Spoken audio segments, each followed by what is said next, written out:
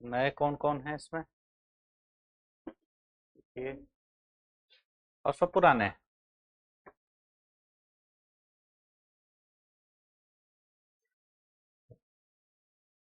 Notes बना रहे हो कि नहीं? आप लोग बना रहे हो दोनों लोग? हम देखेंगे। तुम्हारा नोट्स बन रहा है? ठीक है।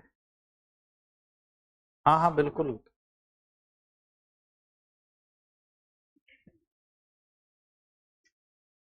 हम लोग कल बात कर रहे थे फ्रेंच रिवॉल्यूशन, फ्रांस की क्रांति। ये नाइन्थ क्लास की एनसीईआरटी का पहला चैप्टर।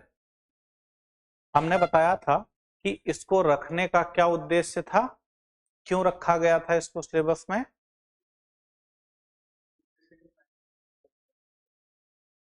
हाँ, इसने विश्व को एक विचार दिया। फ्रांस की क्रांति ने विश्व को क्या किया, एक विचार प्रेषित किया। स्वतंत्रता, समानता, बंधुत्व की भावना को विश्व में प्रसारित किया इसने। तो इसका महत्व क्या है, इसलिए शायद जो सिलेबस जिसने डिजाइन किया उसने इसको नाइन्थ क्लास के वर्ड हिस्ट्री में रखा। अब वर्ड हिस्ट्री में एक चीज ध्यान रखना, दो तीन चीजें होती हैं। जैसे जब हम भारत का इतिहास पढ़ते हैं और हम विश्व का इतिहास पढ़ते हैं, तो भारत का इतिहास जब हम पढ़ेंगे तो वहां हम फैक्चुअल डाटा देखते चलते हैं ना, क्योंकि वो प्री में पूछा जाता है। वो क्या होगा, प्री में पूछा जाएगा। लेकिन जो विश्व इतिहास है वो प्री में नहीं पूछा जाता है, वो सिर्फ मेंस में है। जब आप सिलेबस देखोगे ना, प्री का, मेंस का, तो सभी इतिहास जैसे आर्ट एंड कल्चर और मॉडर्न इंडिया, जो आपके सिलेबस में प्री में लिखा है उसमें क्या लिखा है, आर्ट एंड कल्चर और मॉडर्न इंडिया। तो आर्ट एंड कल्चर में एंशियंट, मिडवल का आर्ट एंड कल्चर, मॉडर्न का आर्ट एंड कल्चर सब आएगा, और उसके बाद मॉडर्न इंडिया आएगी। लेकिन पोस्ट इंडिपेंडेंस, आजादी के बाद का भारत, वहां से प्री में क्वेश्चन नहीं बनता है। और विश्व इतिहास, वर्ल्ड हिस्ट्री से प्री में क्वेश्चन नहीं बनता है। यहां सिर्फ मेंस में क्वेश्चन आता है यहां से। इसलिए एनसीईआरटी का महत्व बहुत ज्यादा है मेंस के लिए। वो आपकी समझ को विकसित करता है। जैसे जब कोई चीज आप पढ़ते हो तो ऐसा नहीं होगा कि सीधा छत पर पहुंच जाओ या पूरी किताब आपको समझ में आए। वो चरणबद्ध प्रक्रिया है ना, तो उसी चरण से आपको आगे बढ़ना है। एनसीईआरटी उसी फाउंडेशन का काम आपके लिए करेगा, और वहां से सीधे क्वेश्चन आते हैं। बहुत सारे क्वेश्चन ऐसे होंगे कि वो एक पॉइंट के रूप में आप कोई चीज पढ़ रहे हो, वहां से उन्होंने क्वेश्चन बना लिया। हमने क्या बताया कि फ्रांस की क्रांति के कारण क्या थे, कल हमने बात की इस पे। तो फ्रांस की क्रांति के कारणों को जब हम देखेंगे कि फ्रांस की क्रांति के कारण क्या थे, क्यों फ्रांस में क्रांति हुई, तो उन कारणों में देखेंगे तो हो सकता है वो क्या पूछे, वो पूछे कि कौन कौन से सामाजिक कारण जिम्मेदार थे इसके लिए। एक कॉमन क्वेश्चन क्या बनेगा कि फ्रांस की क्रांति के क्या कारण थे, main causes of French revolution. या वो पूछे कि पॉलिटिकल कारण क्या थे। वो अलग से क्वेश्चन, एक टॉपिक को पकड़कर क्वेश्चन पूछ सकता है। तो आपको कोर वही लिखना है, एसेंस जो है उसका वही लिखना है, लेकिन आपको भाषा को विस्तार देना और संकुचित करना आना चाहिए कि कैसे हम किसी चीज को डिटेल में लिखेंगे और कैसे हम शॉर्ट करेंगे। और ये चीज जब आ गई, ये चीज जब आ जाएगी, तो मतलब आप परिपक्व अवस्था में आप पहुंच रहे हैं, मेच्योर हो रहे हैं। सिविल के फील्ड में आप मेच्योर हो रहे हैं, अपनी बात को कम शब्दों में कैसे कहेंगे और अपनी बात को कहां तक आप विस्तार दे सकते हैं। राइट। तो हमने फ्रेंच रिवॉल्यूशन के बारे में बात की थी। तो हमने क्या बताया था कि फ्रांस की क्रांति के बहुत सारे कारण थे। तो कारण कौन कौन सा बताया था हमने, एक एक करके। फ्रेंच पॉलिटिकल,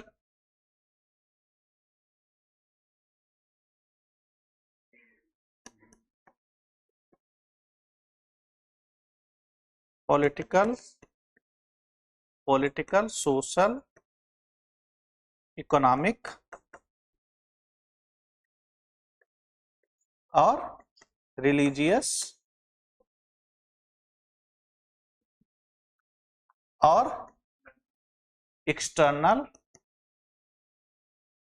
और इमीडिएट काज।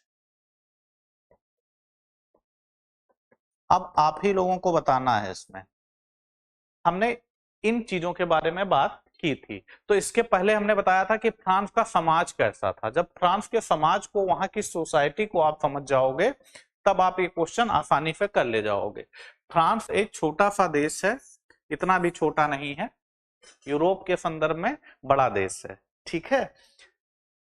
तो और सोसाइटी कैसी है? एग्रीकल्चर बेस्ड इकोनॉमी है फ्रांस की, ठीक है। फ्रांस में क्या है? एग्रीकल्चर बेस्ड इकोनॉमी है फ्रांस की, मतलब एग्रीकल्चर मेन सोर्स है किस चीज का? रेवेन्यू का। और हमने क्या बताया था? पॉलिटिकल सिस्टम में क्या है? यहाँ मोनार्की है। मोनार्की का क्या मतलब होता है? राजतंत्र है। राजतंत्र में क्या होगा? एक राजा होगा, उसी के पास क्या होंगे? असीमित अधिकार होंगे। राजा के पास क्या होगा? असीमित अधिकार होगा। तो फ्रांस में एक क्या है? किंग है, वो सभी निर्णय क्या करेगा? वही लेगा, ठीक है, और किसी के प्रभाव में आए बिना। मतलब वो क्या है? निरंकुश है, वो जो चाहे निर्णय ले सकता है। उसका उसका उसको किसी का चेहरा नहीं पसंद आया, तो उसको फांसी पे लटका दो। किसी ने पूछा क्यों फांसी दे रहे हो? तो चेहरा नहीं पसंद आया। निरंकुशता का क्या मतलब होता है? कोई तर्क नहीं है उसके पास, उसे नहीं पसंद आया इसलिए उसने खत्म कर दिया उसको। मतलब सभी शक्तियां क्या हैं? केंद्रित हैं एक व्यक्ति के अंदर। राजा यही तो करता है। तो वहां का समाज कैसा है? वहां हमने क्या बताया था कि वहां का समाज कैसा है? क्या जस्ट सोसाइटी है? न्यायपूर्ण समाज है? नहीं है। वहां समाज को किस भागों में बांटा गया है? वहां का समाज ऊपर 3 स्टेट में बांटा गया। वहां की सोसाइटी को 3 स्टेट में बांटा गया है। फर्स्ट स्टेट में क्या था? कौन लोग हैं? हाँ, फादर मतलब फादर का क्या मतलब होगा यहाँ? प्रीस्ट। जो धर्म के, जो रोमन कैथोलिक चर्च है, उसके जो प्रीस्ट हैं, वो किस में आएंगे? फर्स्ट स्टेट में आएंगे। वहां का समाज 3 स्टेट में बटा हुआ है। पहले में कौन आएगा? पादरी आएंगे, जो चर्च के पादरी हैं। इनकी संख्या कितनी है? 1 लाख के आसपास।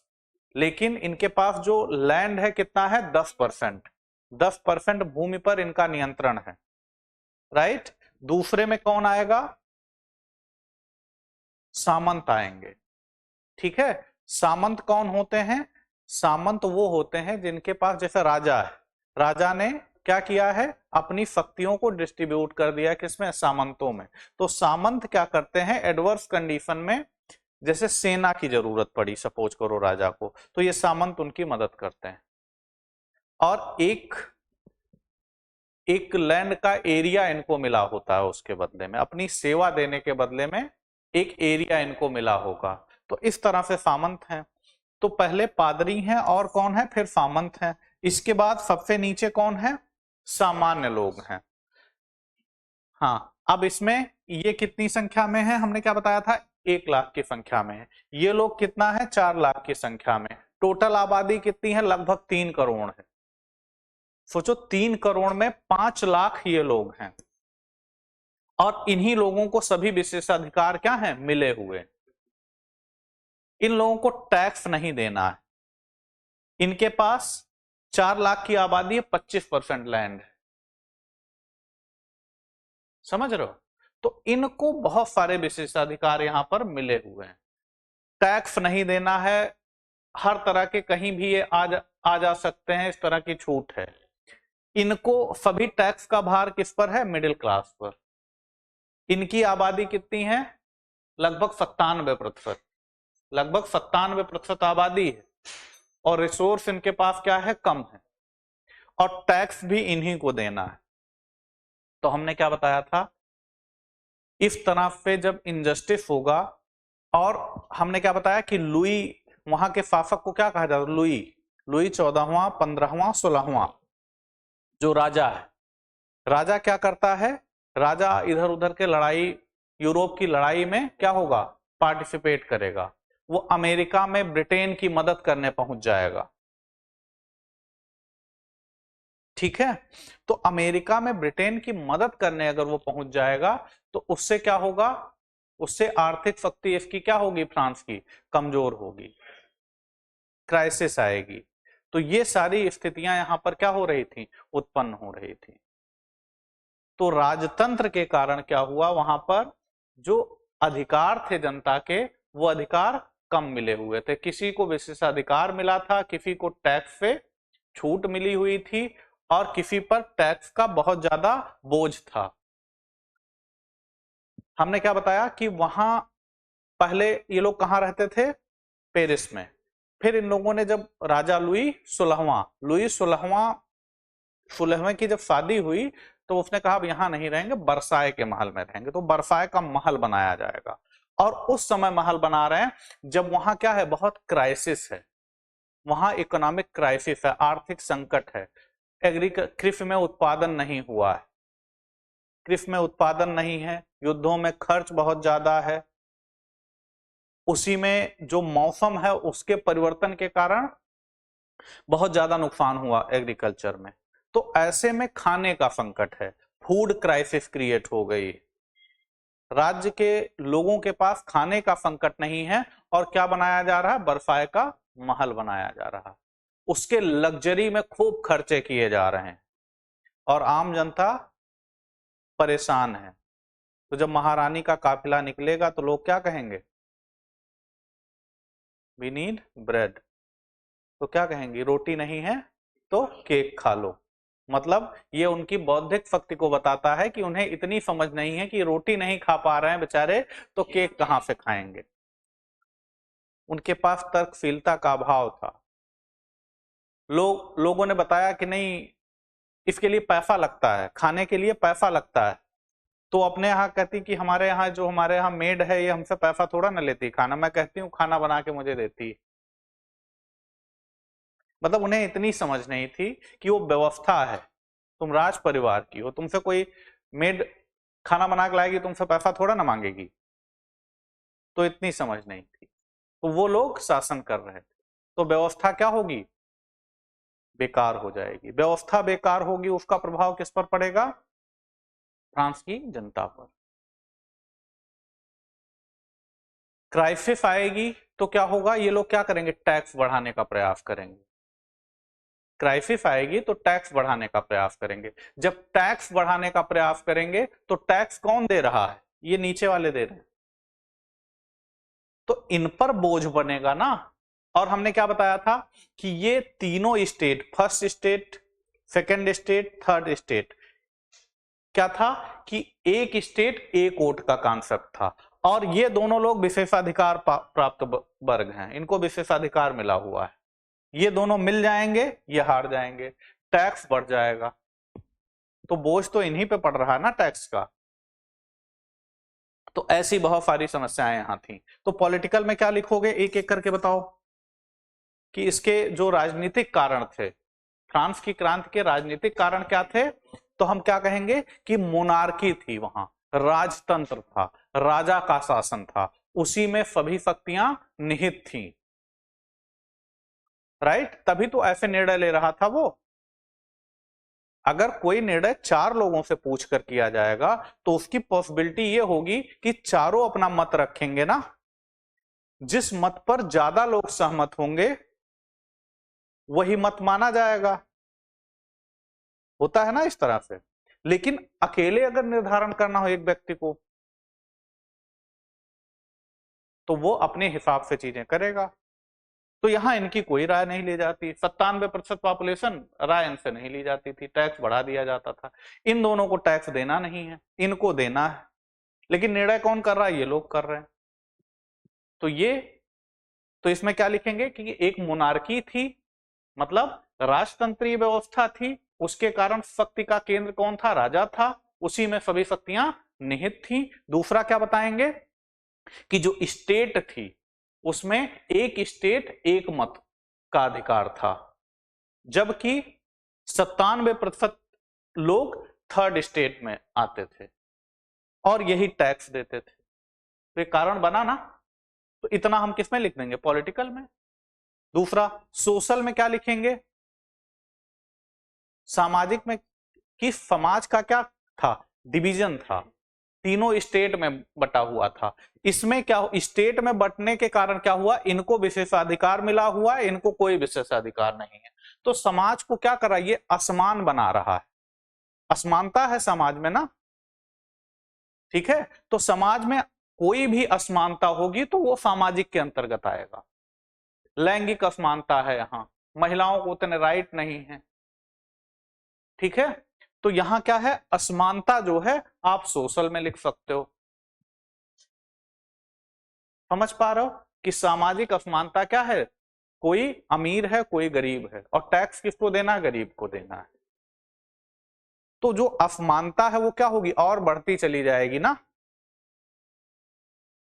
समझ पा रहे हो बात को कि नहीं, तो असमानता यहां और ज्यादा बढ़ती चली जाएगी।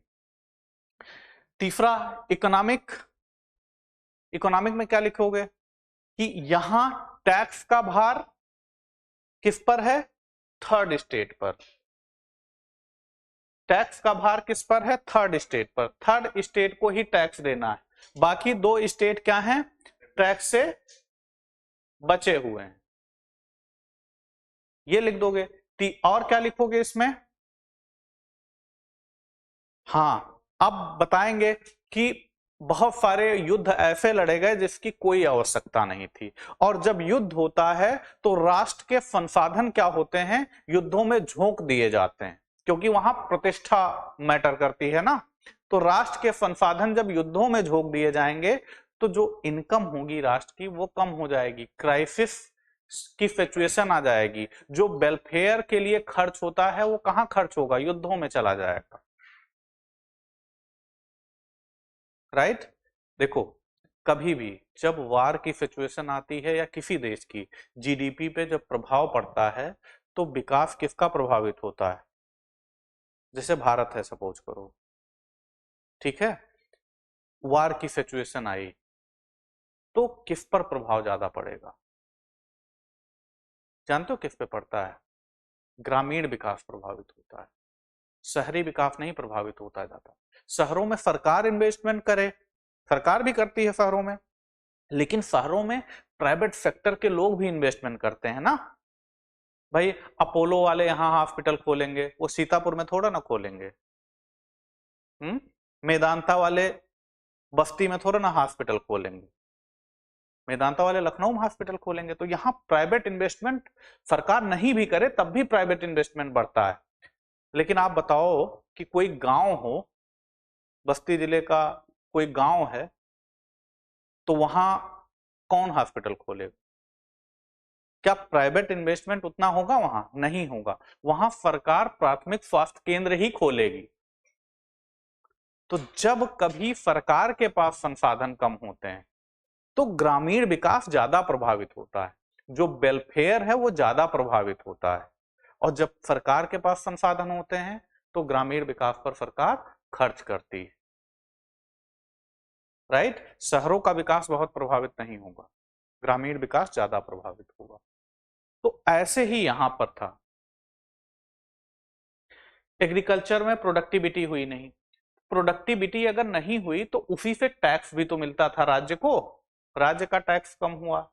दूसरा फूड क्राइसिस क्रिएट होने लगी, महंगाई बढ़ गई, तो तमाम तरह की इकोनॉमिक कंडीशन यहां क्या हो गई, विपरीत हो गई फ्रांस में।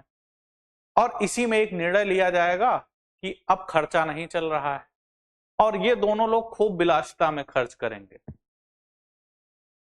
शानो शौकत के साथ रहेंगे, जिसको हम लोग भौकाल कहते हैं, ठीक है, तो भौकाल के साथ रहेंगे। लेकिन उसका नुकसान किसको हो रहा है, आम जनता को जो टैक्स पे कर रहा है, राइट। तो इस तरह की सिचुएशन वहां पर उत्पन्न हो जाएगी। तो इकोनॉमिक में हम बहुत सारी चीजें लिख सकते हैं, एक तो टैक्स को लिख सकते हैं, दूसरा वहां जो अकाल जैसी चीजें दिखाई दे रही, एग्रीकल्चर की प्रोडक्टिविटी नहीं हुई, वो सब हम इसमें दिखा सकते हैं। हम वार में फंसे हुए हैं, कहां पर? हमने सेना भेज दी है, कहां पर? अमेरिका में। अमेरिका को आजाद कराने के लिए, अपने यहां खाने के लिए नहीं है। और अमेरिका को आजाद कराने के लिए ब्रिटेन के खिलाफ सेना कहां भेज दी? अमेरिका में। क्योंकि ब्रिटेन का उपनिवेश कौन था? भारत भी था और अमेरिका भी था। हमने क्या बताया था कि भारत में सप्तवर्षीय युद्ध में वो हारे थे, उसी का बदला उन्हें कहां लेना था? अमेरिका में लेना था। हाँ, उसके बाद क्या, वही बात कर रहे हैं ना कि लग्जरियस चीजों पर ज्यादा खर्च कर रहे थे। फ्रांस के महल में भी रह सकते थे, लेकिन नहीं, खुले वातावरण में बढ़िया बनाना था, क्योंकि पैसे की कोई दिक्कत नहीं, टैक्स ये लोग बेचारे दे रहे थे, तो क्या दिक्कत है। ठीक है, तो बरसाए का महल बनाया गया। लोग आज आज भी बरसाए का महल बहुत सुंदर बना है वो, तब से बना है, आज भी वो मतलब बाहर जो पार्क बना है वो बहुत फेमस है वहां का, उसकी कटिंग वटिंग बहुत अच्छे से हुई। तो पूरा खर्चा, ठीक ठाक खर्चा किया गया था उस पर, वर्साय के महल बनाने पर। तो ये सारी कंडीशन कहाँ है? वहां पर है। उसके बाद एक्सटर्नल में हम क्या बताएंगे? जो बाह्य कारण है, बाह्य कारण कौन सा है? बाह्य कारण हमने क्या बताया कि अमेरिका में हमने क्या किया? लड़ाई कर ली। अमेरिका में हमने अमेरिका की मदद करने के लिए एक सेना भेज दी। उसके बाद एक और हमने बताया था कल, इमीडिएट काज में क्या बताया था? इमीडिएट काज में क्या बताया था? तत्कालिक कारण क्या था कि टैक्स बढ़ाने का ऐलान कर दिया गया, इसके लिए बैठक बुलाई गई कि टैक्स बढ़ाया जाएगा, इसके लिए मीटिंग होनी थी। अब ये लोग, इन लोगों पे इंपोज होना था टैक्स, तो इन लोगों ने कहा नहीं, अब हम लोग नहीं मानेंगे। अब एक व्यक्ति एक वोट होगा, ना कि एक स्टेट एक वोट होगा, क्योंकि 97% पॉपुलेशन इनकी थी। तो इन्होंने कहा नहीं, अब एक व्यक्ति एक वोट होगा। तो कहीं ना कहीं विवाद का कारण ये बनेगा। ये लोग जाएंगे वहां असेंबली में, असेंबली को बंद कर दिया जाएगा, तो ये लोग कहां चले जाएंगे? वहीं बगल में टेनिस कोर्ट था, तो ये थर्ड स्टेट के लोग टेनिस कोर्ट में चले जाएंगे, वहां ये शपथ लेंगे। उसको क्या कहा जाता है? Tennis court oath, tennis court की शपथ। वहां टेनिस कोर्ट में शपथ लेंगे कि हम एक रहेंगे। और क्या बनाया? नेशनल असेंबली बनाई। तो इस तरह से फ्रांस की क्रांति में कुछ घटनाएं क्या हो रही हैं? घटित हो रही हैं। धार्मिक कारण क्या था?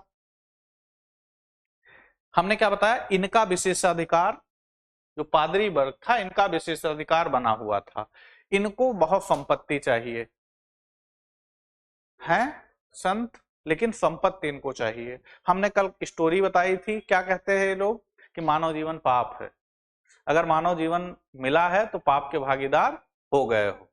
तो कहें कि इसके लिए क्या किया जाए? तो कहे इसके लिए इससे मुक्त होने का प्रयास करो। तो जो धन संपत्ति तुम्हारे पास है वो चर्च को अर्पित कर दो। तो चर्च क्या बना के देगा? एक स्वर्ग में आपकी सीट बुक कर देगा, और बढ़िया मोहर ओहर लगा के दे देते थे कि लो स्वर्ग में तुम्हारी एक सीट बुक हो गई, अब मरने के बाद सीधा स्वर्ग जाओगे। हाँ, कौन कौन दान करते? हाँ, वो काहे दान करेंगे? वो किसको दान करेंगे? नहीं नहीं, पादरी, देखो इसी समाज से ये भी जा रहे हैं ना, लेकिन इन लोगों ने उसको संस्थागत स्वरूप दे दिया था कि नहीं ये चर्च है, और यहां सीधा ईश्वर से बात होती, डायरेक्ट कनेक्शन। तो चर्च की आड़ में बहुत सारी अनैतिक गतिविधियां वहां संचालित की जाती थी। संसाधन उनके पास बहुत ज्यादा था, विशेषाधिकार बहुत ज्यादा था, वो भी लग्जरियस जीवन जीते थे। ईश्वर की आराधना तो दूसरे को दिखाने के लिए था। ठीक है, तो ये सारी चीजें थी, तो धार्मिक कारण भी कहीं ना कहीं था इसमें। और दूसरे से क्या कहते थे, इधर उधर ज्यादा जाना मत। कह क्यों, कह पृथ्वी जो है चपटी है, ऐसे ऐसे चपटी है, इस तरह की है पृथ्वी, और इधर उधर ज्यादा जाओगे तो ऐसे 90 डिग्री पे ऐसे गिर जाओगे नीचे, और नीचे क्या है, नर्क है। तो लोग नए एरिया में जाने से डरते थे, नए क्षेत्रों की खोज नहीं हो पा रही थी, क्योंकि लोग डरते थे कि ऐसे सीधे नीचे चले गए, ज्यादा नए जगह पे मत जाओ नहीं तो नीचे चले जाओगे। और अगर कोई कह दिया कि नहीं पृथ्वी गोल है, तो क्या पकड़ के लाओ इसको, सिद्ध करो गोल है, और नहीं सिद्ध कर पाए तो कहते इसको फांसी दे दो तुरंत। तो कुछ लोग जाते थे तो कहते साहब गलती से निकल गया, अब ऐसी गलती नहीं होगी। वो तो बाद में टालमी आए और कापनिकस आए, नए नए लोग आए, उन लोगों ने सिद्ध करने का प्रयास किया, उन लोगों ने बताया। एक दो लोग तो ऐसे गए कि जो पलट गए वहां जाके, जब जान गए कि मामला मार ही डालेंगे हमको, तो पलट गए, कहे नहीं ठीक है, गोल नहीं चपटी ही है, वो मुझसे गलती हो गई थी। तो इस तरह की चीजें वहां चल रही थी। इनोवेशन, नवाचार कोई नहीं हो रहा था। जब चर्च का प्रभाव कम होगा तो क्या होगा, खोजें होनी शुरू हो जाएंगी। तो चर्च बहुत अनैतिक काम करता था इन चीजों के आड़ में, ठीक है। तो धार्मिक कारण भी इसका हो गया। तो इतने कारण आप आसानी से इसके बना सकते हो। अब लिख ले जाओगे आंसर।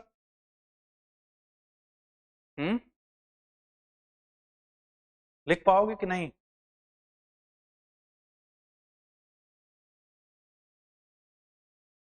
देखो इसमें थर्ड स्टेट में कौन कौन था, हमने क्या बताया था कि जो बिजनेस कर रहे थे वो लोग थे, और व्यापारी थे, किसान थे, और लेबर थे। लेबर जो शहरों में लेबर का काम कर रहे थे वो भी थे, ग्रामीण लेबर शामिल थे, डॉक्टर, लॉयर, ये सब थर्ड स्टेट में आते थे।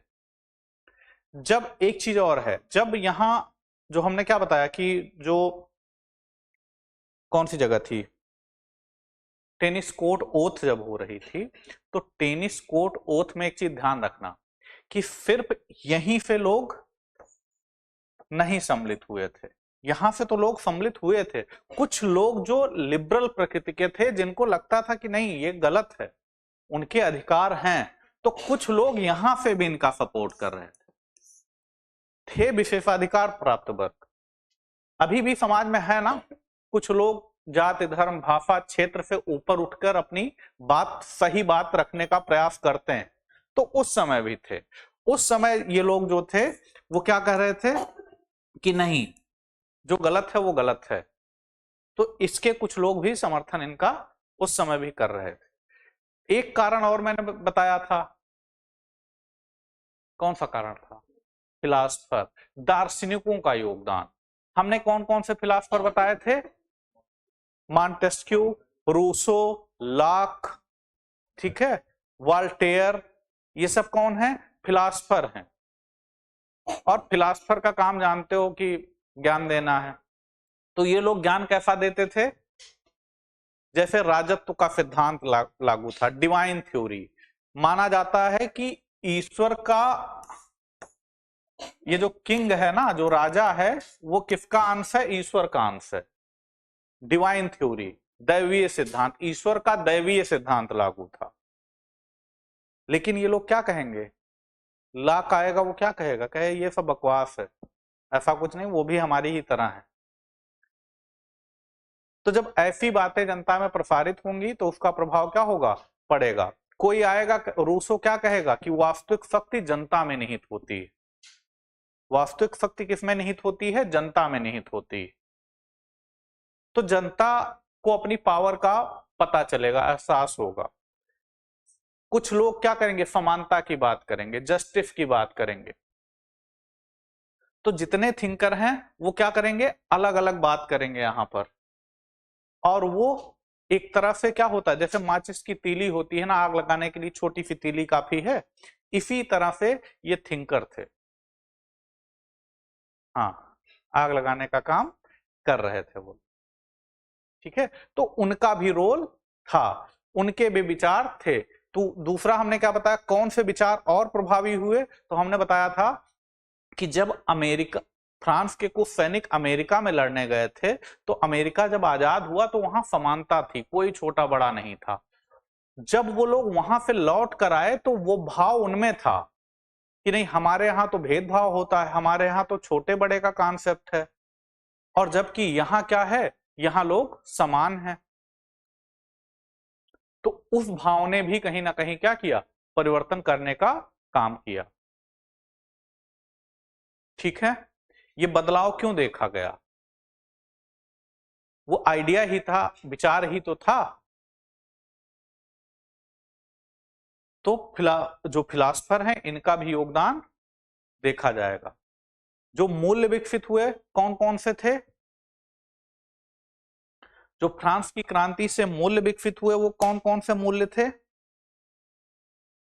Liberty, equality, fraternity, democracy, Republic, ये सब आप लिख सकते हो। रिपब्लिक का मतलब क्या होता है, गणतंत्र का क्या मतलब होता है, हाँ, कि जो, जैसे राष्ट्रपति हमारे यहाँ क्या है,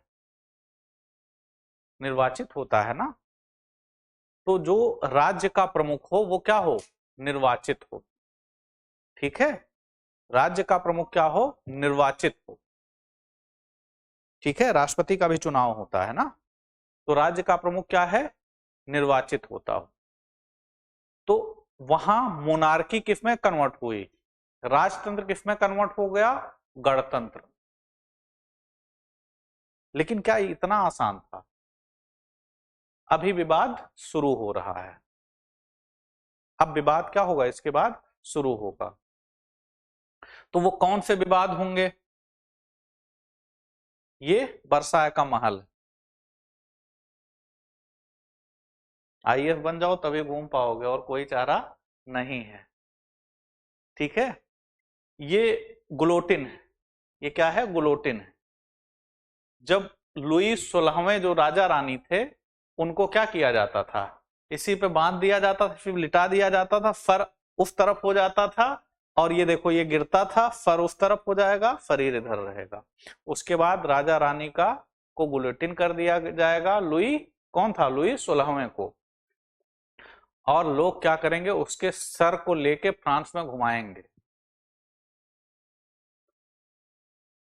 लेकिन जब कोई व्यवस्था बदलती है तो इतने आसानी से बदलाव नहीं होता।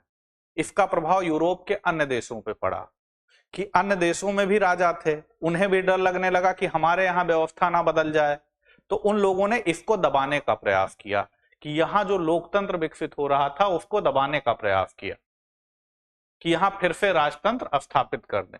तो कुछ लोग राजतंत्र के समर्थक हो जाएंगे और कुछ लोग गणतंत्र के समर्थक हो जाएंगे यहां पर।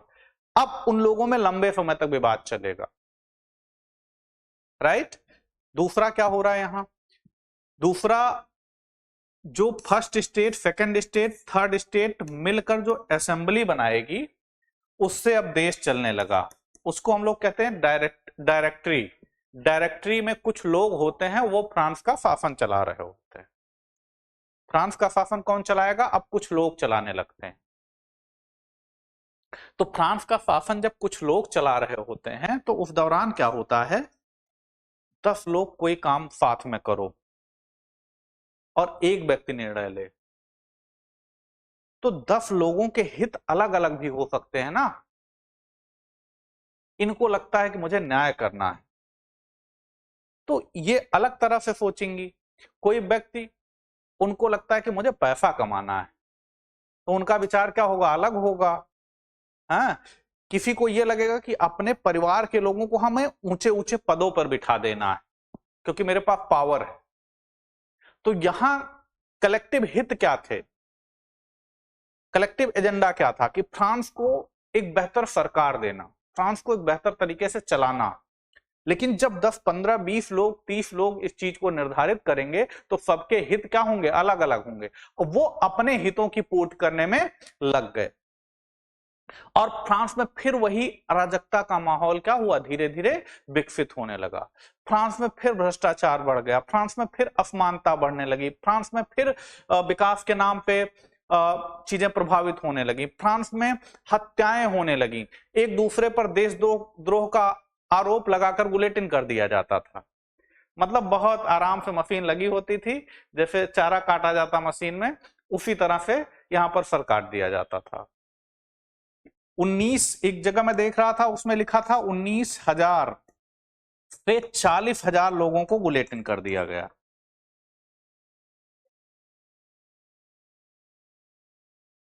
राइट, इतने लोगों को, और आरोप क्या लगता था, देशद्रोह का आरोप लगता था। ये मुझे पसंद नहीं आए, ले जाओ इनको देशद्रोह का आरोप लगा के बुलेटिन कर दो इनका।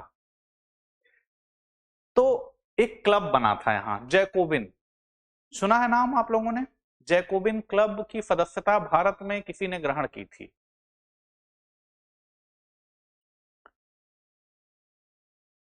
टीपू सुल्तान ने। राइट, मतलब सोचो वो विदेश से संबंध बनाना चाह रहा था। उस समय फ्रांस में जैकोबिन क्लब का राज था। यही समय था 1790 के आसपास का समय, 1792, 93, 94 के आसपास का समय था।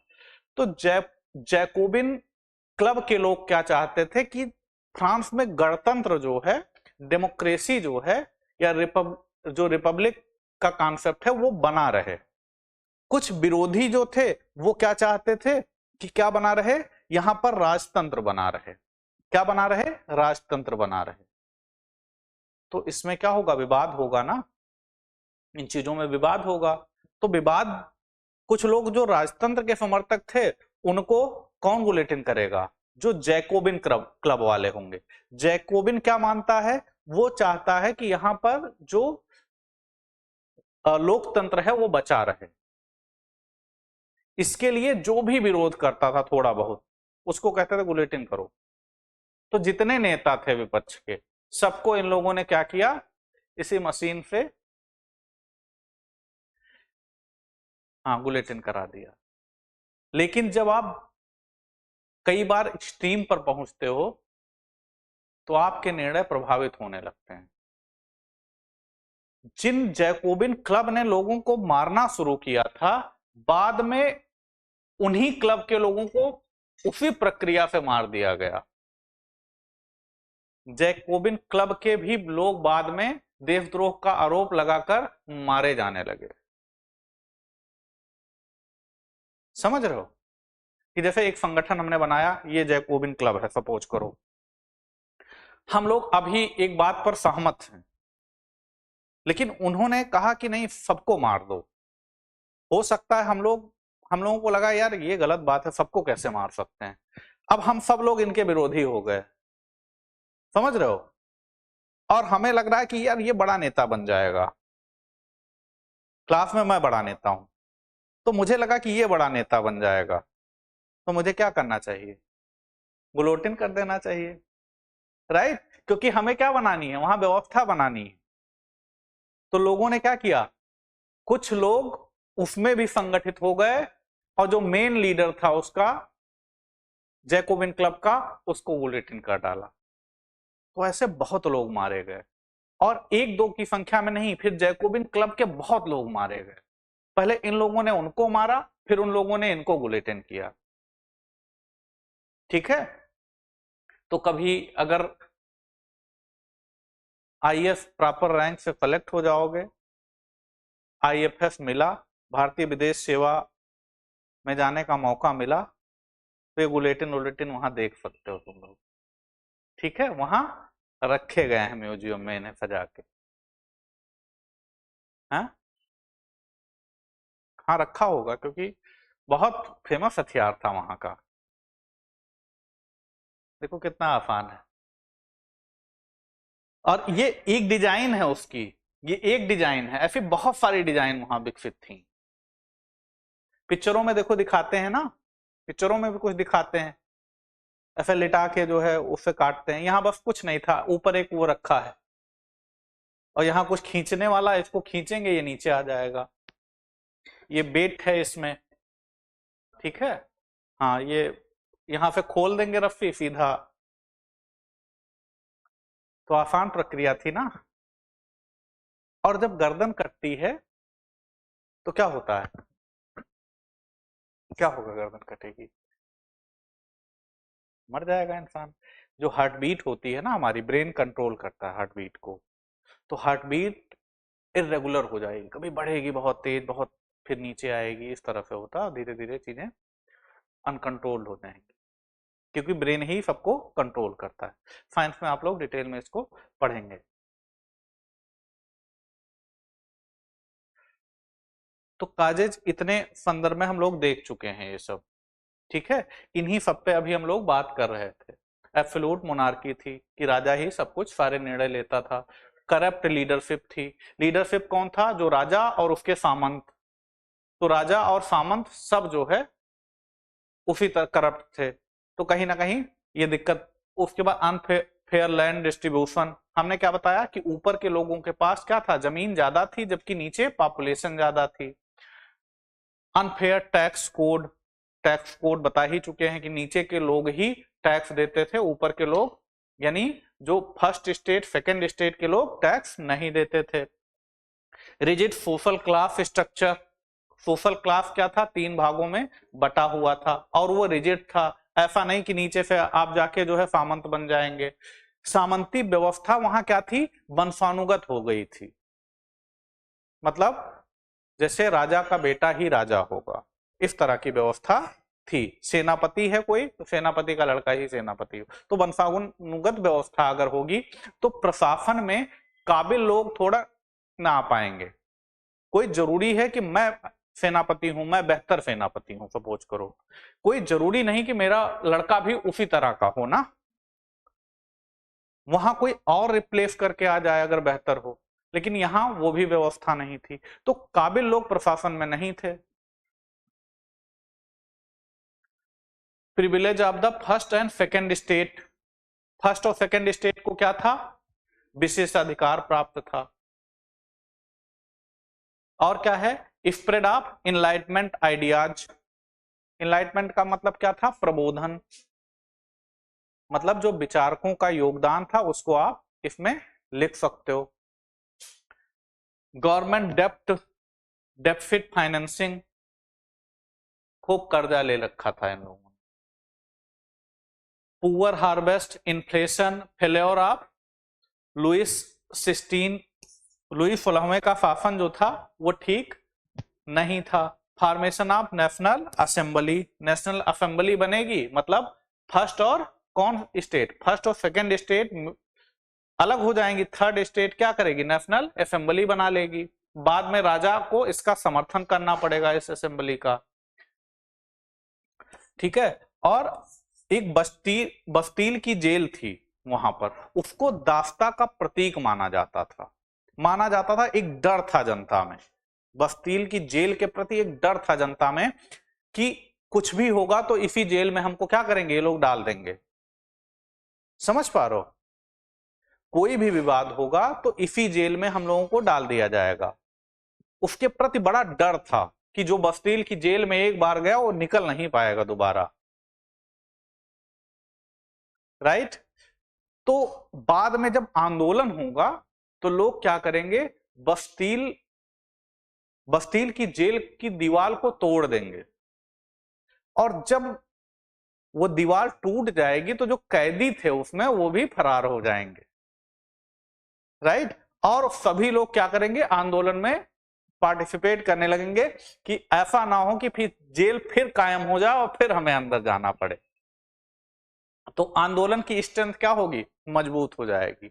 और जेल क्या था, दास्ता का प्रतीक बन गया था, वहां लोगों के मन में जेल के प्रति डर था, जैसे हम लोगों को भूत के प्रति डराया जाता था बचपन में ना, वहां चुड़ैल होगी, इस तरह का डर, इसी तरह का डर वहां फ्रांस में बस्तील की जेल का था कि एक बार गए तो जिंदगी खत्म हो जाएगी जेल में। और वो जो लुई 16वां था वो बेफालतू काम किया करता था, या तो शिकार करता था या तो फ्रांस से ताला मंगवाता था, वो ताला ठीक करता था, दिन भर यही दो काम करता था, वो ताला बनाता था, तो अजीब सा शौक था। वहां फॉरेस्ट, एक जंगल था बस्तील की जेल के अंदर, वहां ऊपर बैठ के शिकार करता था वो। लास्ट उसके जो जो नोट लिखा था उसने, और लिखता था कि आज मैंने किसका शिकार किया, क्या किया, आज मैंने इतने ताले बनाए। तो उस दिन उसने लिखा था रिया।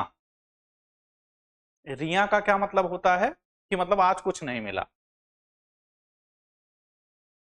आज मतलब शिकार में कोई जानवर आया नहीं उसके। तो इस तरह के कलाकार थे और फ्रांस पे शासन कर रहे थे। तो आप न्याय की अपेक्षा, समानता की अपेक्षा नहीं कर सकते हो। तो ये सब क्या है, फ्रेंच रिवॉल्यूशन। इतने कारण हैं, मेंस में क्वेश्चन पूछा जाता है, ध्यान रखना, मैं लिखवा लूंगा एक दिन। अब ऐसा ना करना कल भाग जाना सब लोग। इन सब पे हम लोग बात कर चुके हैं, सभी चीजों पर। अब कुछ सिंबल यूज किए जाते थे, फ्रांस की क्रांति में कुछ सिंबल ऐसे यूज किए जाते थे, ठीक है। तो बहुत सारे इन सिंबल्स के बारे में आपसे नहीं पूछा जाएगा मेन फोन में, लेकिन अब चूंकि एनसीईआरटी में लिखा है तो उसको देख लेना। सबका मतलब होता है, ये बंधा हुआ है तो इसका मतलब क्या है, संगठन है, संगठित। एक लकड़ी को तोड़ना क्या है, आसान है, सभी को आप नहीं तोड़ सकते हो। तो संगठित रहोगे तो मजबूत रहोगे, ठीक है। तो ऐसे तमाम तरह के, यहाँ एक ये रॉयल पावर का सिंबल है, अलग अलग चीज, अलग अलग सिंबल्स बहुत सारे इसमें बनाए गए थे। ये सब आपसे पूछेगा नहीं फिलहाल, ठीक है।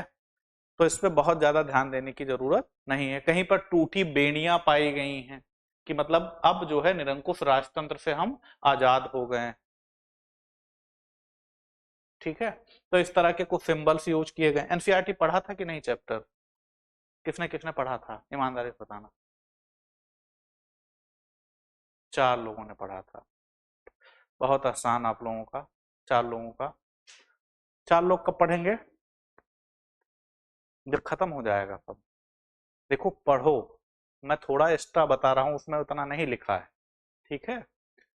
इसको पॉइंट आउट करते रहो। हम्म, उतना ज्यादा कहानी नहीं उसमें एक्चुअली। ये फ्रेंच रिवॉल्यूशन अभी 9th की एनसीईआरटी है, फ्रेंच रिवॉल्यूशन है बहुत, लेकिन उसमें सामान्य चीजें लिखी गई। तो कल कहां तक लिखाया था मैंने, हाँ। अब जिन लोगों का छूटा हुआ है, कितना आपका छूटा है, आप दोनों का ना, किसका कितना छूटा है, कल जो है नोट कराया था कुछ, ठीक है। तो नोट कर लेना उसको, आज थोड़ा सा लिखो और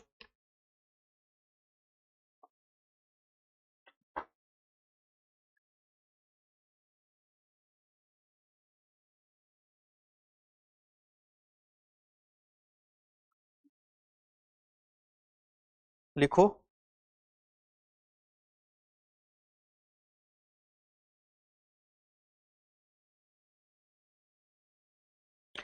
monarchy, abolition of monarchy in France, France में राजतंत्र का उन्मूलन।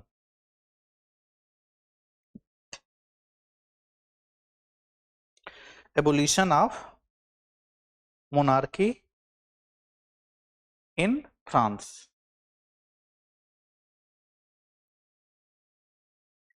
फ्रांस में राजतंत्र का उन्मूलन। लिखो, द मोनार्की वाज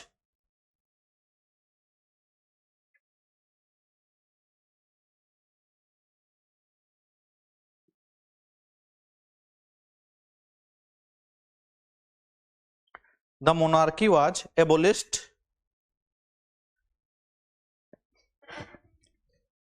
लिखो 1792 को, 1792 को नवनिर्वाचित राष्ट्रीय कन्वेंशन द्वारा the monarchy was abolished and France was declared A Republic by the newly elected, 1992 को नवनिर्वाचित राष्ट्रीय कन्वेंशन द्वारा राजतंत्र को समाप्त कर फ्रांस को गणतंत्र घोषित किया गया।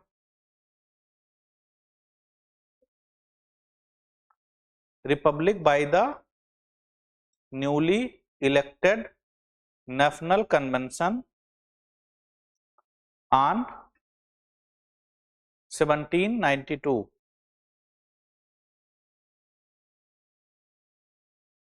समाप्त कर फ्रांस को गणतंत्र घोषित किया गया। लिख लिया सबने? आगे लिखो। यह निर्णय 1792 की जन क्रांति के बाद आया। This decision followed the popular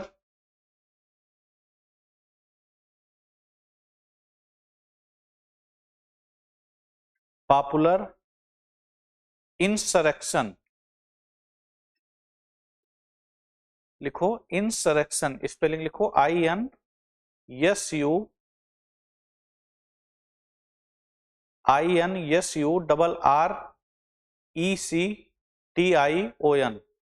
इसका मतलब क्या होता है कि शासक के विरुद्ध विद्रोह करना। ठीक है। Decision followed by popular insurrection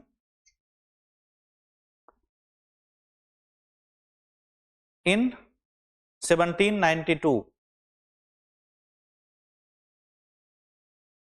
यह निर्णय 1972 की जनक्रांति के बाद आया, जिसने राजा की शक्ति को वास्तविक रूप में समाप्त कर दिया था। Popular insurrection in 1792, which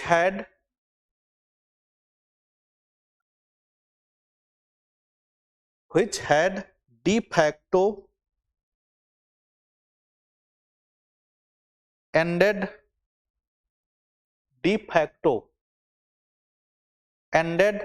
the king's power। 1792 क्या बोल दिया मैंने उल्टा? अरे तो 1992 तो भारत आजाद हो जाएगा। हाँ तो तुम्हें बोलना चाहिए ना, इतना कहाँ। ये क्रांति कब हो रही है? 1779 में हो रही है, और उस दौरान विवाद चल रहा फ्रांस में। ठीक है, तो 92 है ये।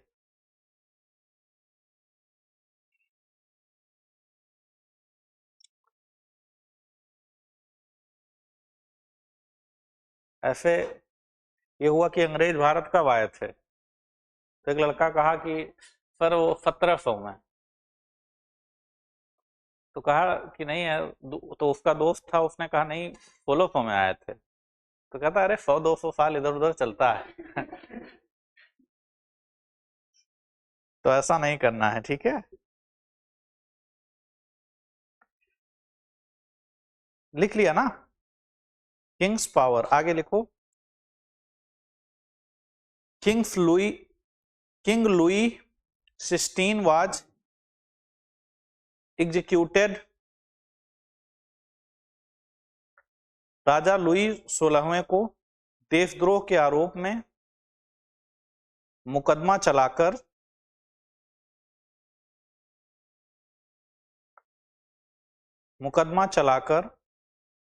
1793 को गुलोटिन पर चढ़ाकर मृत्युदंड दिया गया।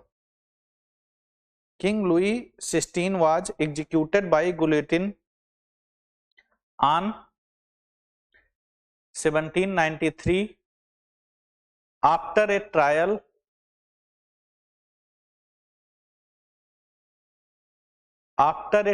ऑफ ट्रीजन ट्रीजन का मतलब क्या होता है? राजद्रोह। लिखो TREASON।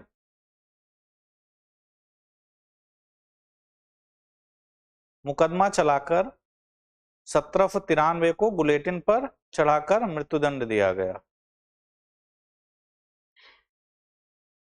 लिख लिया? लिखो आगे। The abolition of the monarchy, राजतंत्र का उन्मूलन, राजतंत्र का उन्मूलन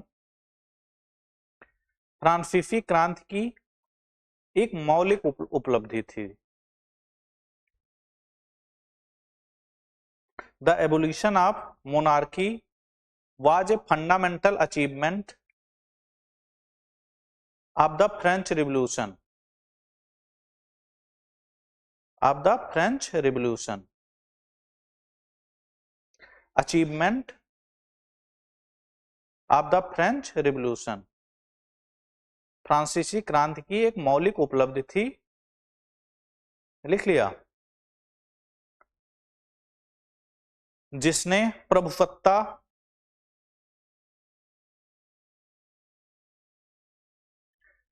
राजा से हटाकर जनता में निहित कर दी। French revolution comma transferring sovereignty, transferring sovereignty from the king to the people, sovereignty from the king to the people, transferring sovereignty from the king to the people, जिसने प्रभुसत्ता राजा से हटाकर जनता में निहित कर दी। सोवर्निटी का क्या मतलब होता है? हमारे संविधान में है ना, जब हम संविधान का अपने प्रियम्बल पढ़ते हैं तो सोवर्निटी टर्म आता है ना। हम भारत को एक संपूर्ण प्रभुत्व संपन्न लोकतांत्रिक गणराज्य बनाने करते हैं ना, तो आता है ना आगे। उद्देशिका याद है संविधान की? किसी को याद है? प्रियम्बल, प्रियम्बल याद कर डालो संविधान का, ठीक है। उसमें सोवर्निटी आती है ना, एक टर्म आता है। तो सोवर्निटी का मतलब ये होता है कि हम अपने आंतरिक और बाह्य निर्णयों से स्वतंत्र हों। कोई बाहर का व्यक्ति मुझे ना बताए कि मुझे भारत में क्या करना है, ठीक है। हम अपने निर्णय स्वयं ले सकें। बाह्य प्रभाव या आंतरिक प्रभाव से मुक्त होकर निर्णय लेने की क्षमता क्या है? सोवर्निटी। तो जब जनता खुद निर्णय ले रही है तो वो सोवरेन हो गई ना। तो ये क्या है? फ्रांस में राजतंत्र का इस तरह से उन्मूलन हो जाएगा। कब हो रहा है? 1793 में। उसके बाद क्या है? अब इसी में लिखो आगे, रिजाइन ऑफ टेरर, एक छोटी सी हेडिंग, इन फ्रांस, फ्रांस में आतंक का युग, फ्रांस में आतंक का युग।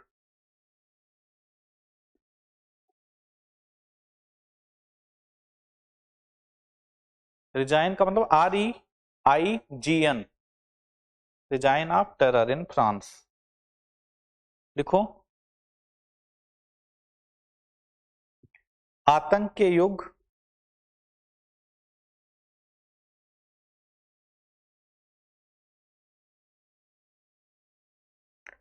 की शुरुआत जैकोबिन नेतृत्व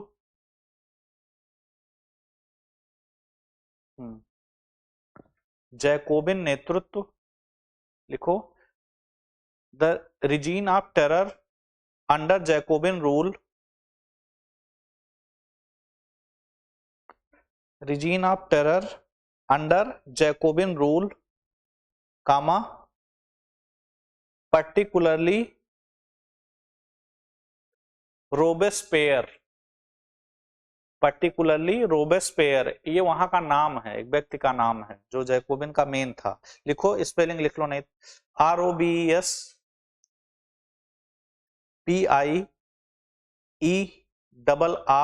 ई, particularly Robespierre,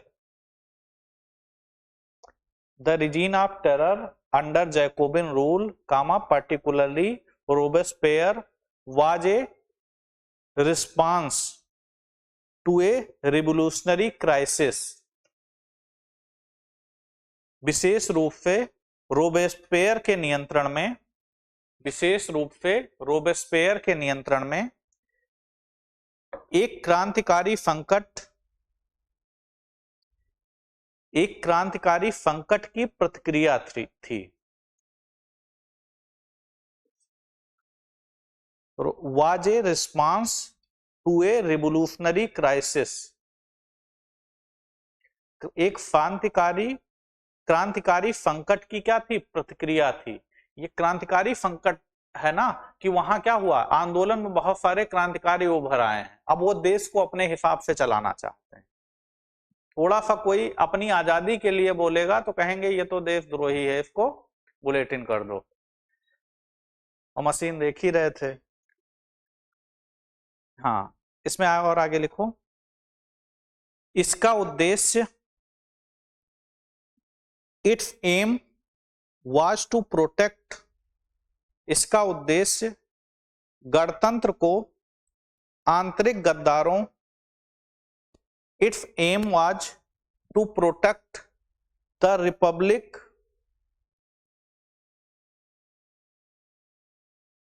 Republic from internal traitors, इसका उद्देश्य गणतंत्र को आंतरिक गद्दारों और बाह्य शत्रुओं से बचाना था, आंतरिक गद्दारों और बाह्य शत्रुओं से बचाना था। लिखा, its aim was to protect the republic from internal traitors, TRAITORS, traitors, and external enemies, internal traitors and external enemies.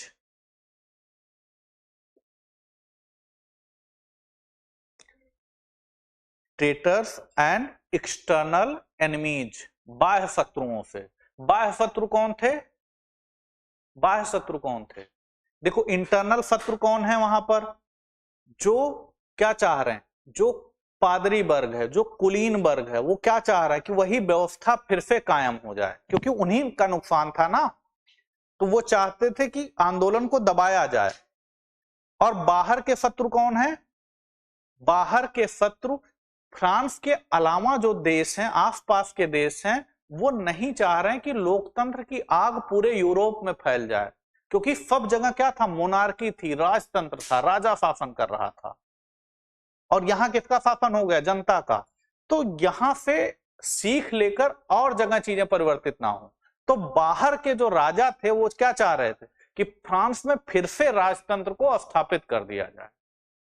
समझ पा रहे हो, तो वो क्या हो गए, बाह्य शत्रु हो गए ना।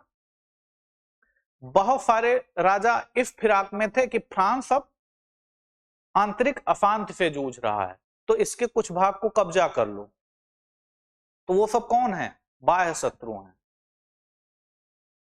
समझ पा रहे हो कि बात को कि नहीं। हमारे यहां आजादी की लड़ाई जब थी तो क्या भारत को बाह्य शत्रुओं से ही लड़ना था, अंदर भी तो लोग थे, अंदर भी लोग थे जो अंग्रेजों की भाषा बोलते थे, तो इसी तरह वहां भी था। समझ पा रहे हो कि नहीं बात को, आगे लिखो। इसमें कुछ नहीं समझ पाओ, अगर मैं बोलता रहता हूं तो नोट कर लिया करो, कॉपी पढ़ोगे तो बाद में तुम्हें याद आ जाएगा कि सर ने ये बात बोली थी, ठीक है। बहुत सारी चीजें लिखाना संभव नहीं है, नहीं तो 2 घंटे फिर 3 घंटे सिर्फ लिखाना पड़ेगा, तो बहुत सारी चीजें मैं बोलता हूं तो नोट किया करो, आप स्वतंत्र हो, ठीक है। जब आप स्टोरी के रूप में किसी चीज को पढ़ते हो तो लंबे समय तक चीजें याद रहती हैं, तो स्टोरी को पॉइंट आउट थोड़ा सा किया करो, वो सिर्फ इसलिए कि तुम्हें रिकॉल हो जाए, जब वो नोट्स देखो तो वो स्टोरी रिकॉल हो जाए। आगे लिखो इसमें,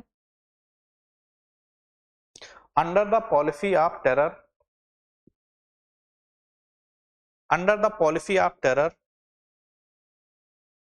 ए रिवोल्यूशनरी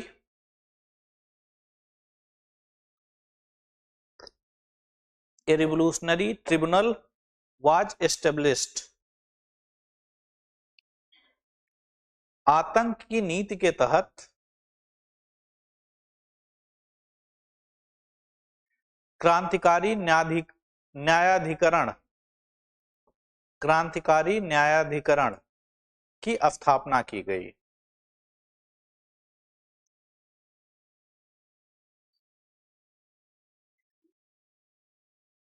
ट्रिब्यूनल, इसका मतलब क्या होता है? ट्रिब्यूनल, जैसे ट्रिब्यूनल बनाया जाता है कि स्पेशल केस देखने के लिए, जैसे हमारे यहाँ क्या है, एनजीटी, क्या है, नेशनल ग्रीन ट्रिब्यूनल बनाया गया ना, वो पर्यावरणीय मुद्दों को देखता है, ठीक है, जो न्याय की जद में पर्यावरणीय मुद्दे आते हैं उनको वो देखता है, एनजीटी।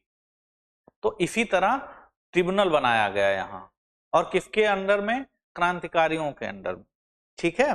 तो क्रांतिकारी न्यायाधिकरण की स्थापना की गई।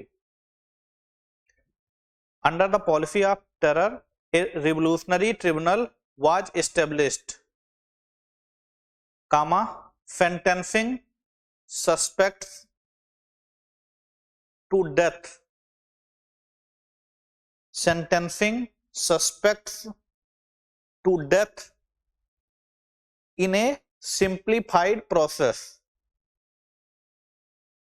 क्रांतिकारी न्यायाधिकरण की स्थापना की गई जिसने संदिग्धों को सार्वजनिक सुरक्षा के नाम पर,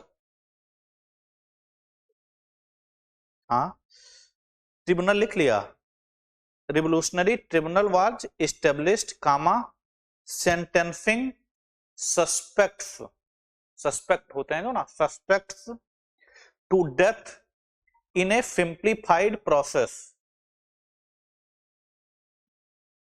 sentencing suspects to death in a simplified process in the name of public safety, जिससे संदिग्धों को सार्वजनिक सुरक्षा के नाम पर सरलीकृत प्रक्रिया में मृत्युदंड दे दिया गया।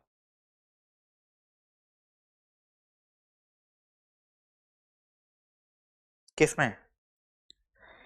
अच्छा, सार्वजनिक सुरक्षा के नाम पर सरलीकृत प्रक्रिया में मृत्युदंड दिया, जिससे संदिग्धों को सार्वजनिक सुरक्षा के नाम पे सरलीकृत प्रक्रिया में मृत्युदंड दिया। सरलीकृत प्रक्रिया क्या थी? कि ट्रिब्यूनल जैसे केस जाएगा तुरंत फैसला सुना देगा। सरलीकृत प्रक्रिया क्या थी? कि खुलेआम बुलेटिन कर दो तुरंत, ठीक है। ये नहीं ट्रायल 4-6-8 साल ट्रायल नहीं चलना है कि कोर्ट में रोज पेशी हो रही, कुछ नहीं, खर्चा वर्चा ज्यादा नहीं करना है, जैसे दोषी पाए जाएं ले जाओ बुलेटिन कर दो आसानी से। तो प्रक्रिया सरल हुई ना। अब अलग बात है कि उस व्यवस्था को वहां बनाने के लिए वो प्रक्रिया अपनाई गई थी, कुछ लोग निर्धारित कर रहे थे, वो अलग बात है, लेकिन ये आसान हो गया था वहां के लिए कि कोई भी जरा सा विरोध करे बुलेटिन कर दो इसका, ठीक है। लिखो, एन एस्टिमेटेड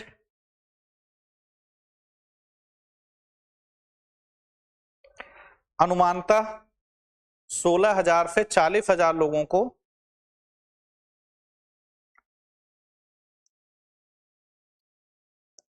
गिलोटिन पर चढ़ाया गया।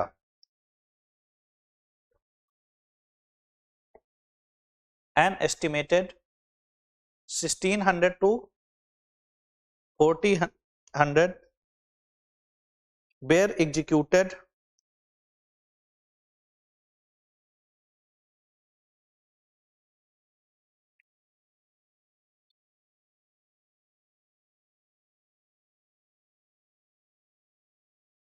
hundred नहीं, 1000, 40,000 were executed by guillotine, comma initially the aristocracy guillotine comma initially the aristocracy comma later even Jacobins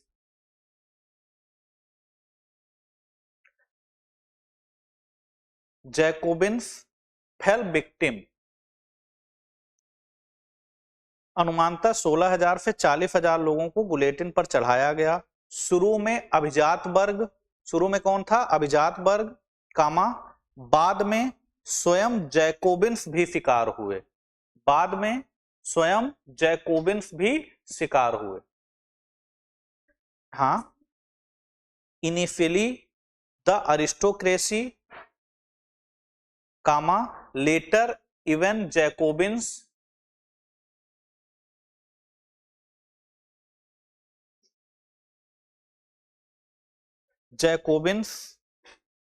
fell victim.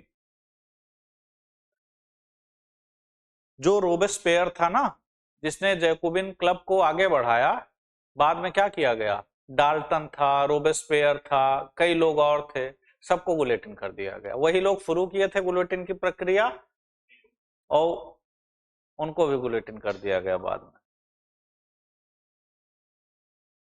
तो यही जो है कर्म का सिद्धांत भी है कि नहीं?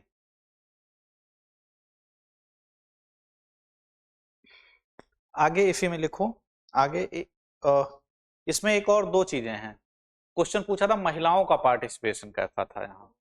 हाँ, महिलाओं के संदर्भ में एनसीईआरटी में क्वेश्चन पूछा गया है, ठीक है? तो लिखो women's participation in French revolution.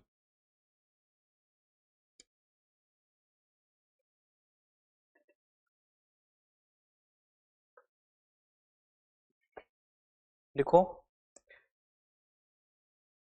France की क्रांति में महिलाओं का योगदान।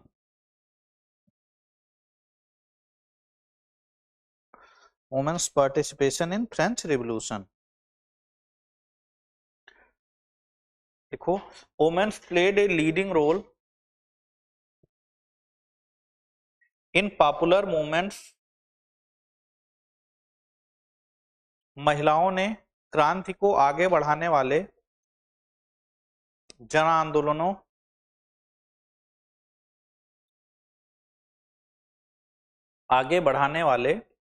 जन आंदोलनों में अग्रणी भूमिका निभाई। Played a leading role in popular movements that propelled the revolution,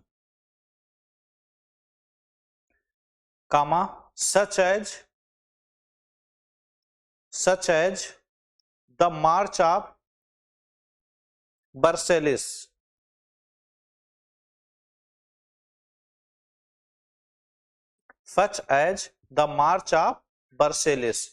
Versailles का मतलब वर्षा है। स्पेलिंग बता दें, वर्सेलिस VERSAILLES।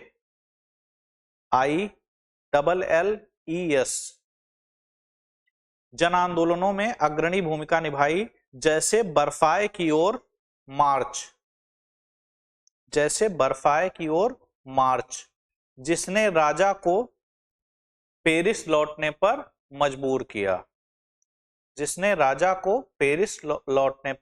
मजबूर किया। Such as a march to Versailles that forced the king to return to Paris.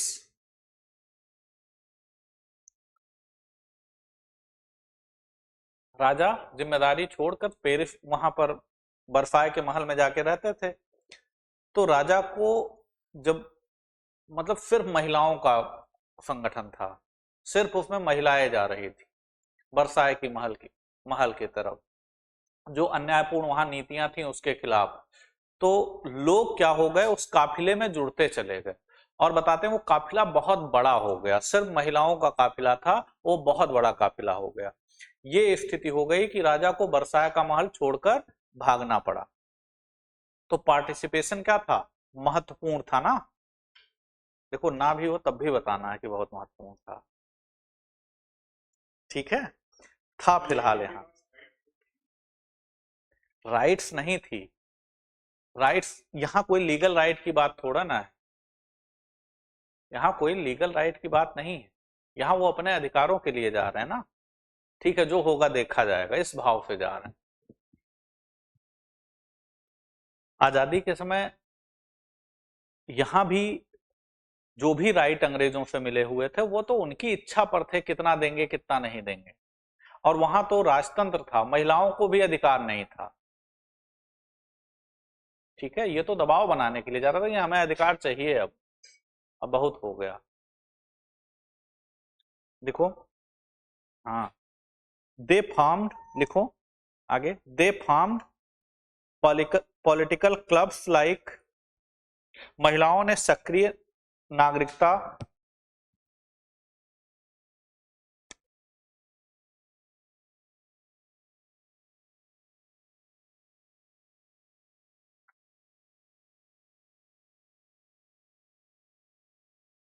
देखो महिलाओं ने सक्रिय नागरिकता, समान अधिकार,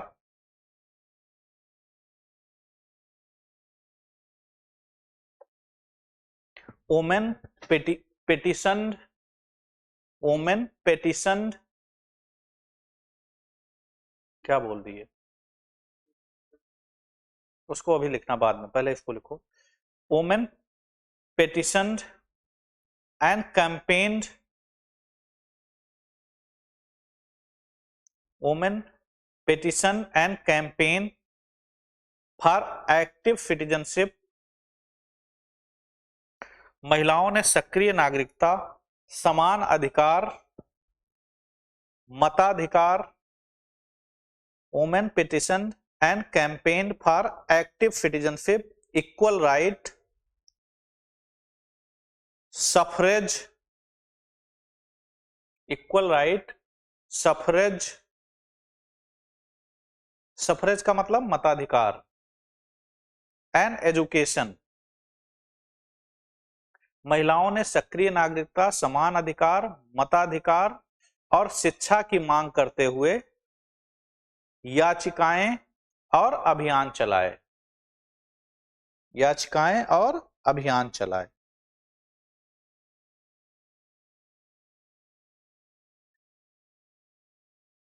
अब आगे लिखो, दे formed political clubs like the society of, like the Society of Revolutionary Republican Women,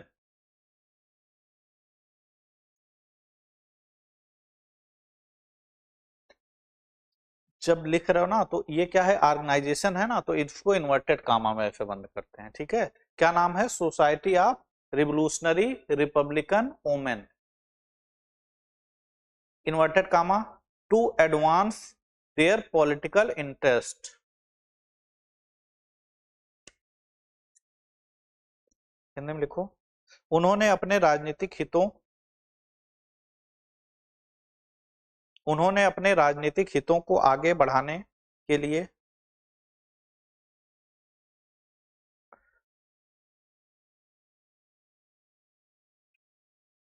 उन्होंने अपने राजनीतिक हितों को आगे बढ़ाने के लिए क्रांतिकारी गणतांत्रिक महिला समिति, क्रांतिकारी गणतांत्रिक महिला समिति जैसे राजनीतिक क्लबों का गठन किया। इंग्लिश में लिख लिया ना, society of women, inverted comma बंद करो, लिखो, to advance their political interest,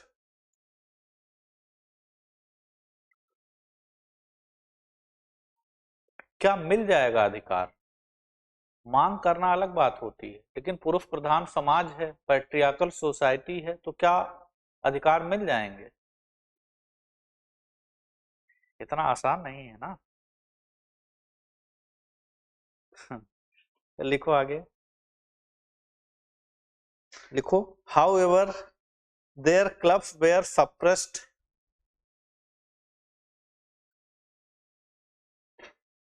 हालांकि 1793 में पुरुष प्रधान नेतृत्व द्वारा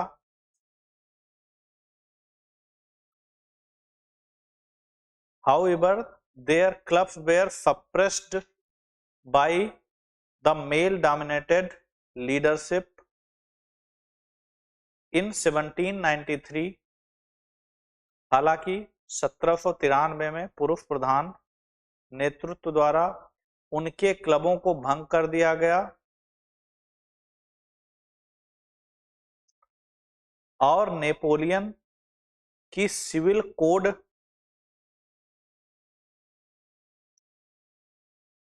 कब आएगा? सिविल कोड 1804 में। सिविल कोड ब्रैकेट में 1804 ने उन्हें कानूनी रूप से पुरुषों के अधीन कर दिया। Suppressed by the male dominated leadership in 1793 and Napoleon civil code legally subordinated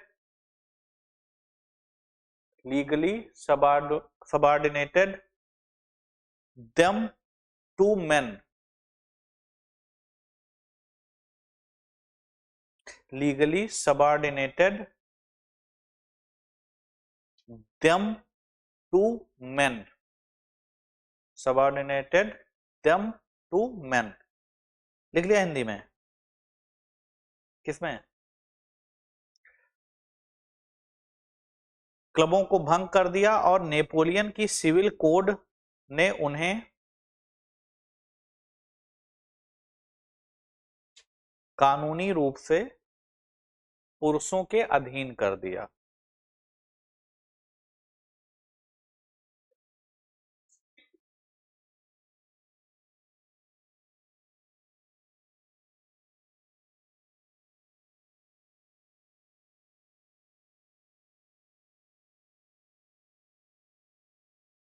ठीक है, तो ये सब क्या है? फ्रांस की क्रांति।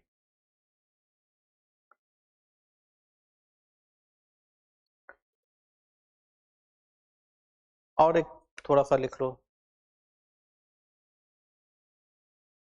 Abolition of slavery in France.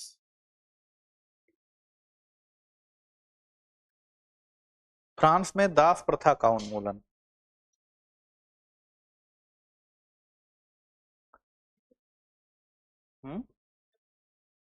क्या? नहीं, दास प्रथा, एक्चुअली दास तो सबको चाहिए, उसमें स्टेट का कॉन्सेप्ट खत्म हो गया है। लेकिन जैसे मेरे पास संसाधन है, तो दास का मतलब देखो, ध्यान से सुनो, दास का मतलब ये है कि जैसे मेरे पास संसाधन है, तो दास बनाना कि मतलब मैं उसको खाना दे रहा हूं, वो मेरे लिए काम करेगा और काम करते करते मृत्यु हो जाएगी उसकी। तो दास प्रथा क्या है? कहीं ना कहीं भाई, अब बात क्या हो रही? समानता की बात हो रही है, मानवाधिकारों की बात हो रही है, राइट? बंधुता की बात हो रही है, फ्रेटर्निटी की बात हो रही है। ऐसे में किसी को दास बनाकर रखना न्याय संगत है? नहीं है न्याय संगत। तो ये प्रथा क्या थी? वहां विद्यमान थी, और जो डेमोक्रेटिक वैल्यूज थी, वो दास प्रथा क्या थी? उन वैल्यूज के खिलाफ थी। आप किसी से काम कराते हो तो उसको उसका जो भत्ता है वो देते हो ना, जो काम कराओगे तो उसके लिए, जो सपोज करो 500 रुपए है दिहाड़ी उसकी, तो आप 500 रुपए दोगे ना, तब काम कराओगे। लेकिन वहां क्या था? एक्सप्लॉइट कर रहे थे लोग। जैसे जितने द्वीप थे, बहुत सारे द्वीप पे उस समय ब्रिटेन का कब्जा था, बहुत सारे द्वीप ऐसे थे जैसे हैती हो गया, समझ रहे हो? बहुत सारे द्वीप विश्व में इस तरह के थे जिस पर फ्रांस का कब्जा था। तो फ्रांस के लोग जैसे अफ्रीकी लोगों को ले जाके वहां काम कराते थे। तो इस तरह की बहुत सारी चीजें प्रचलित थी। भारत से भी मजदूर जाते थे बाहर काम करने, लेकिन कौन ले जाता था? अंग्रेज ले जाते थे। ऐसे ही फ्रांस के लोग कराते थे। लेकिन जब ये व्यवस्था बदलेगी, वहां पर मोनार्की डेमोक्रेसी में कन्वर्ट होगी, तो क्या होगा? व्यवस्था में मांग उठेगी ना कि भाई मानवाधिकार की बात करते हो और करा रहे हो स्लेवरी। तो इसमें कुछ हद तक परिवर्तन आएगा, थोड़ा बहुत परिवर्तन की शुरुआत होगी, उनकी बात होने लगेगी कि नहीं, दास प्रथा नहीं होनी चाहिए। और यही नहीं, अमेरिका की क्रांति आप पढ़ोगे, वहां जो उत्तर की कॉलोनी है, अमेरिका का मैप देखा है? थोड़ा बहुत याद है कि नहीं याद है? जैसे अब ये ना कहना कि सर अच्छा नहीं बना पाया आप, जैसा बना है ऐसे समझ लेना, ठीक है? ये अमेरिका है, ये गल्फ ऑफ मैक्सिको है।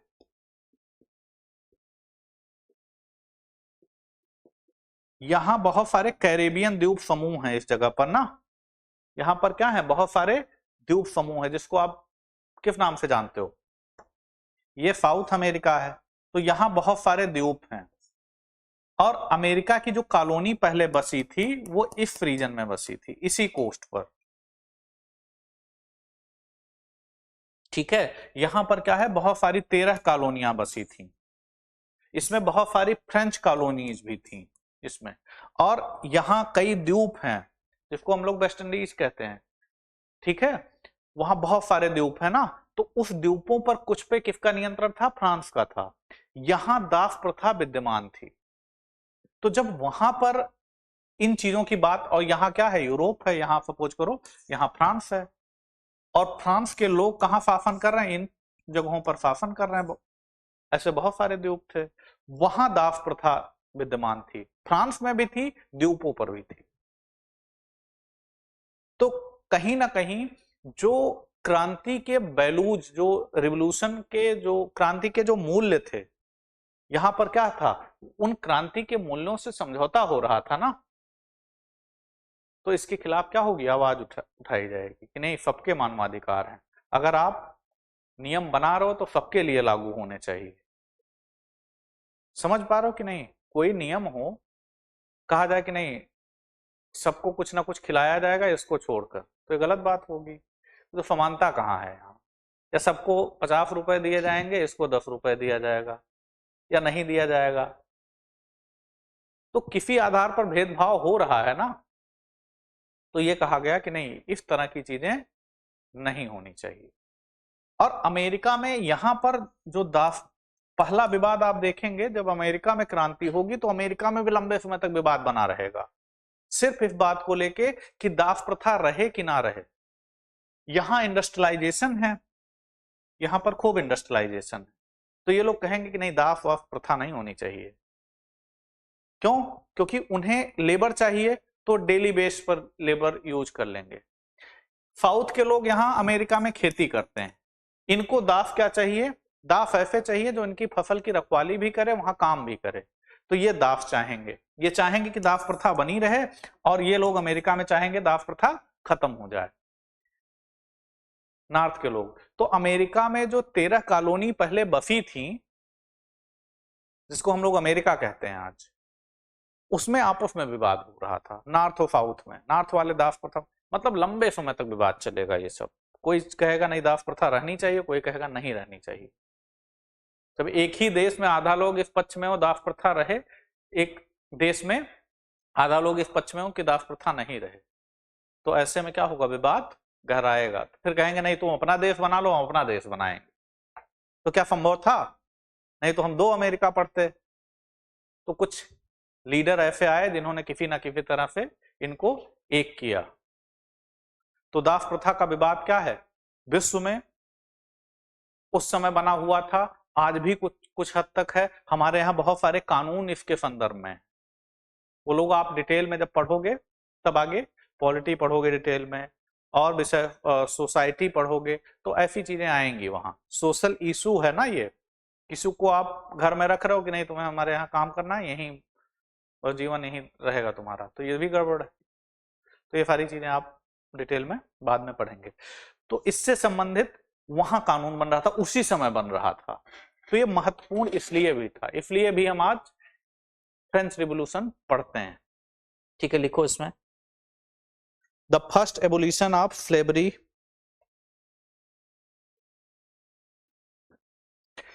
फ्रांसीसी उपनिवेशों में दास प्रथा का पहला उन्मूलन,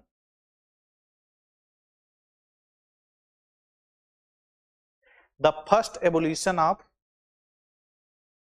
स्लेवरी इन फ्रेंच कॉलोनीज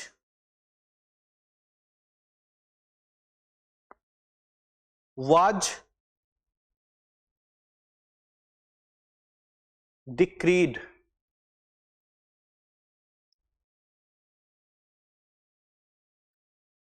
मतलब डिक्री का मतलब क्या होता है, आदेश होता है। लिखो स्पेलिंग, DECREED। डिक्रीड का मतलब आधिकारिक आदेश होता है। Colonies was decreed by national convention in 1794। दास प्रथा का पहला उन्मूलन 1794 में राष्ट्रीय कन्वेंशन ने किया।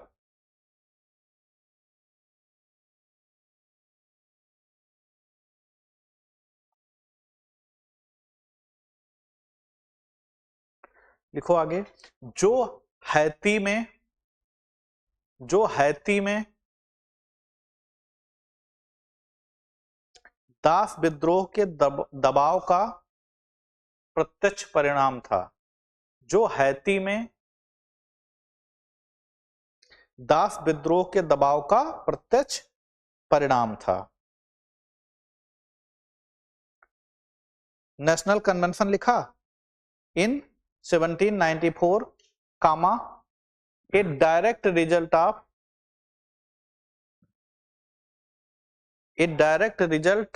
ऑफ प्रेशर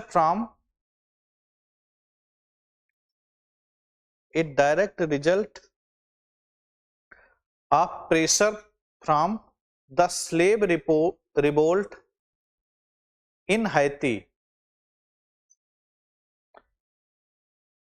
जब वहां दासों ने सुना कि फ्रांस, हैती एक द्वीप है, राइट, HAITI, ठीक है। तो हैती में क्या हुआ,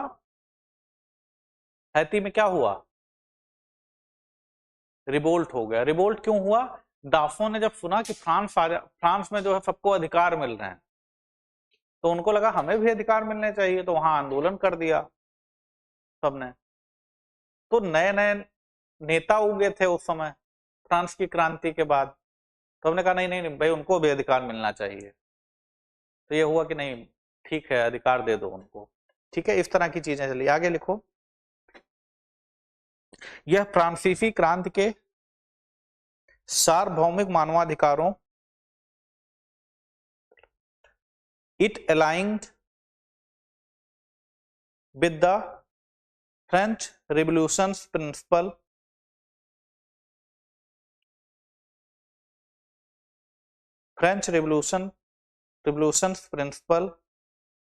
of universal human right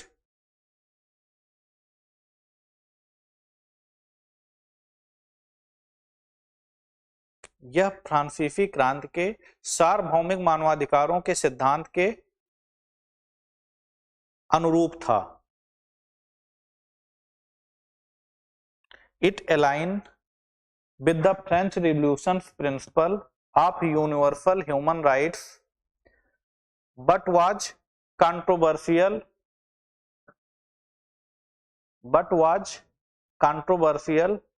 due to economic interest। मानवाधिकारों के सिद्धांत के अनुरूप था, लेकिन आर्थिक हितों के कारण विवादास्पद रहा। Due to economic interest. लेकिन आर्थिक हितों के कारण विवादास्पद रहा। अब देखो, कृषि करनी है किसी क्षेत्र में, फ्रांसीसी कंपनियां वहां काम कर रही हैं, एग्रीकल्चर करना है उन्हें, और लाभ चाहिए, क्योंकि क्या है, कॉलोनी है ना, कॉलोनी मतलब समझ रहे हो ना, उपनिवेश। उपनिवेश का कॉन्सेप्ट समझते हो आप लोग, ये टर्म समझते हो, क्या मतलब होता है इसका? कि जैसे ब्रिटेन ने भारत को क्या बनाया, कॉलोनी बनाया ना। भारत क्या था उनका, उनकी एक कॉलोनी थी, उपनिवेश था। तो वो अपने किन हितों की पूर्ति करते हैं, आर्थिक हितों की पूर्ति करने के लिए। मुख्य क्या होता है, आर्थिक हितों की पूर्ति करने के लिए किसी देश पर क्या करना, अप्रत्यक्ष राजनीतिक सत्ता स्थापित करना या प्रत्यक्ष राजनीतिक सत्ता स्थापित करना। ठीक है, तो जब प्रत्यक्ष राजनीतिक सत्ता स्थापित करोगे तो उसको कहा जाएगा कि ये क्या है, कॉलोनी हो गई है। हित कौन कौन से हो सकते हैं, हो सकता है भौगोलिक हित राइट, जियोग्राफिकल इंटरेस्ट हो सकता है सामाजिक हित हो सकता है आर्थिक हित हो सकता है धार्मिक हित ठीक है। अंग्रेज क्या कर रहे थे, यहां मिशन चला रहे थे ना, ईसाई मिशनरियां आ रही थी, धार्मिक कन्वर्जन करा रहे थे। तो हित क्या है, यहां अलग अलग है ना। जब किसी देश कोई साम्राज्यवादी देश क्या करे, दूसरे देश पर नियंत्रण स्थापित करे, प्रत्यक्ष राजनीतिक सत्ता द्वारा अपने हितों की पूर्ति करे। तो अंग्रेज क्या कर रहे थे, अपने हितों की पूर्ति कर रहे थे ना। कोई क्या कह रहा है कि गंगा नदी का पानी क्या कर रहे हैं, सोखता, सोखता मतलब समझते हो, जो पानी को एब्जॉर्ब करता है, उसके द्वारा टेम्स नदी में डाला जा रहा है। गंगा नदी के पानी को टेम्स नदी में, मतलब क्या हो रहा है, एक्सप्लॉइट कर रहे हैं यहां इसको। तो ऐसे ही बहुत सारी फ्रांस की कॉलोनीज भी थी,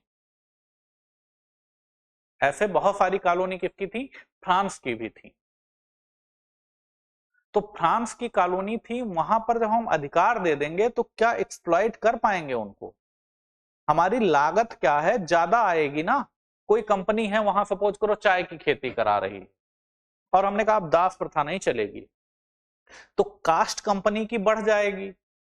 तो क्या जो लाभ होता है, जो लाभ मातृ देश को पहुंचता है, जो लाभ फ्रांस को पहुंचना चाहिए था, वो लाभ पहुंच पाएगा, नहीं पहुंच पाएगा। बात समझ पा रहे हो कि नहीं? तो लाभ नहीं पहुंच पाएगा, तो इस कारण से क्या होगी, इसके इंटरेस्ट क्या होंगे, अलग हो जाएंगे, विवाद का कारण बन जाएगा। कुछ लोग उसी में से विवाद की नहीं, इतने अधिकार नहीं देने चाहिए थे, फिर फ्रांस के हितों का क्या होगा, फ्रांस के आर्थिक हितों का क्या होगा। तो इस तरह के विवाद क्या हो रहे थे, यहां उत्पन्न हो रहे थे। ठीक है, आगे लिखो।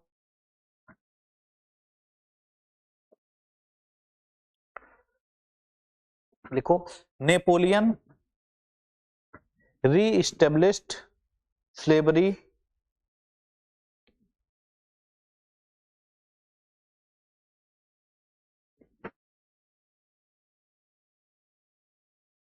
in 1802।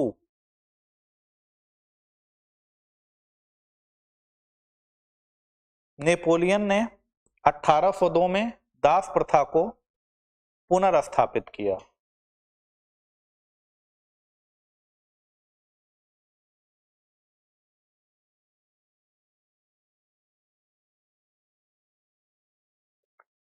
पुनर्स्थापित किया। Napoleon reestablished slavery in 1802 to restore the plantation economy, to restore the plantation economy.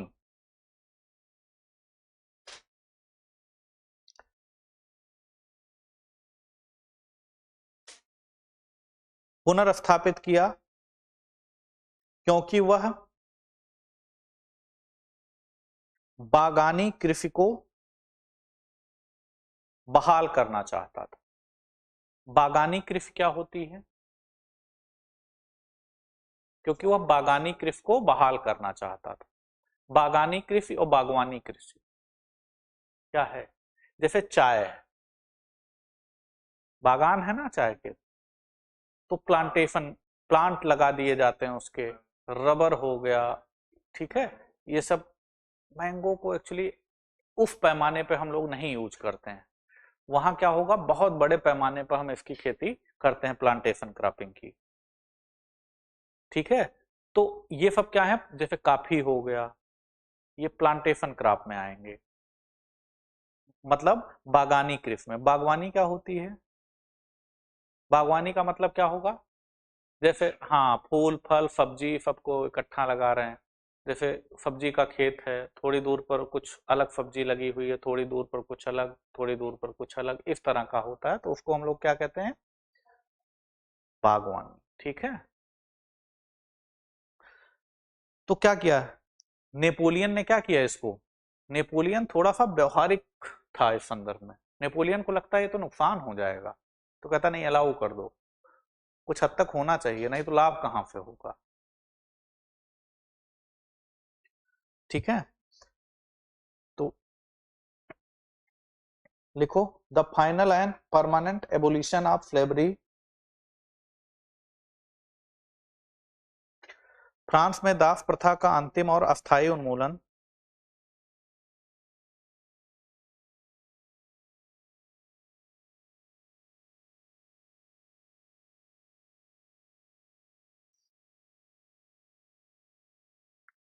The final and permanent abolition of slavery in France was enacted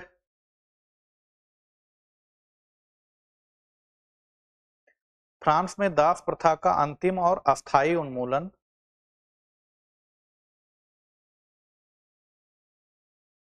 1848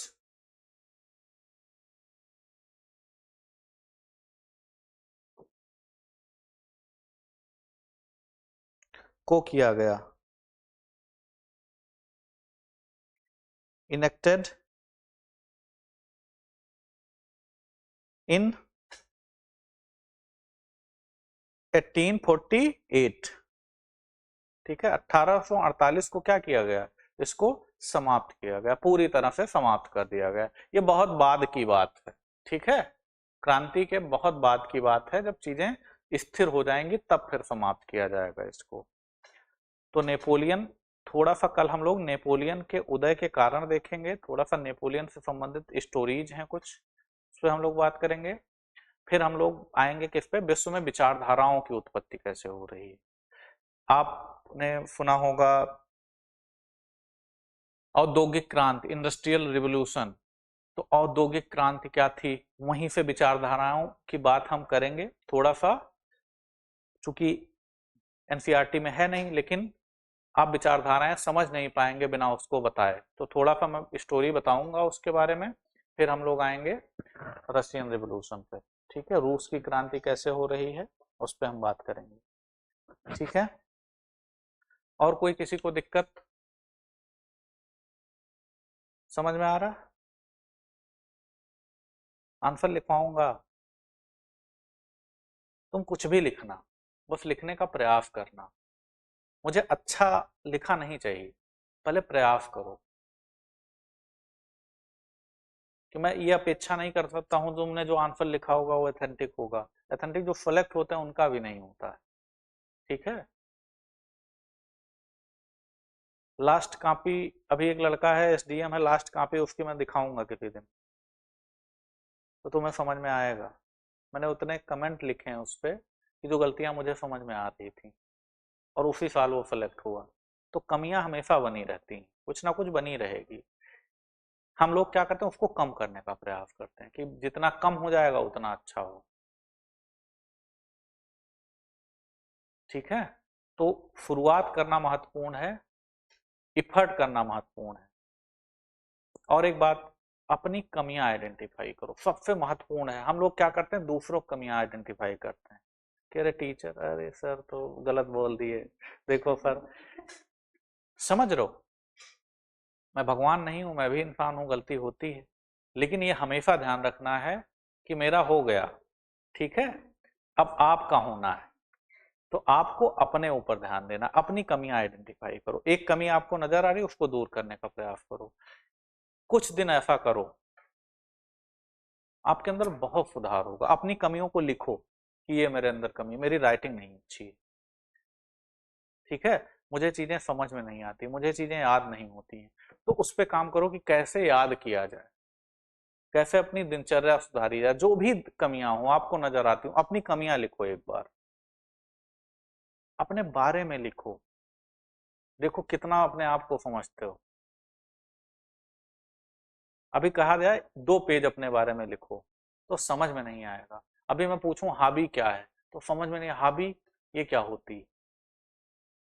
पता है लोग इंटरव्यू देने आते हैं, अभी आजकल में रिजल्ट आएगा पीसीएस का, फिर इंटरव्यू होने लगेगा, ठीक है, लोग इंटरव्यू कॉल होगा तब वो आके पूछेंगे सर हॉबी क्या लिखते हैं। सोचो, हॉबी, हॉबी क्या लिखें, दिन, हॉबी भाई इंटरेस्ट हमारा जो होगा वही लिखेंगे ना। तो वो तब पूछने आते हैं कि 5-6 दिन बाद, 1 हफ्ते बाद इंटरव्यू हुआ, अब उनको हॉबी बताओ, तो मैं अपने हिसाब से हॉबी बताऊंगा, कहेंगे सर जो सरल हॉबी हो, सर योग लिख दें सर, और वो कहेगा जिसका पेट कितना है, इतना निकला हुआ है, वो कहेगा सर योग लिख दें। हमने कहा ऐसा भी मत लिखो, इतना विरोधाभास हो जाए। तो ये चीजें नहीं होनी चाहिए। आप अपनी हॉबी अभी विकसित करो कि मेरी हॉबी क्या है, उसके बारे में पढ़ो। किसी को गाना गाना पसंद होगा, किसी को सुनना पसंद होगा, तो एटलीस्ट किस तरह के गाने सुनने पसंद हैं, गानों का इतिहास कैसा रहा है, ठीक है, किसी को क्रिकेट खेलना पसंद है, किसी को देखना पसंद है। तो अगर देखना पसंद है तब भी आपको उसके बारे में बेसिक जानकारी होनी चाहिए। पूछ रहे हो कि आई सर वो मुझे क्रिकेट पसंद है, उसने एग्जाम्पल पूछ लिया कि मुंबई इंडियन का कैप्टन कौन है, पता लगा गायब।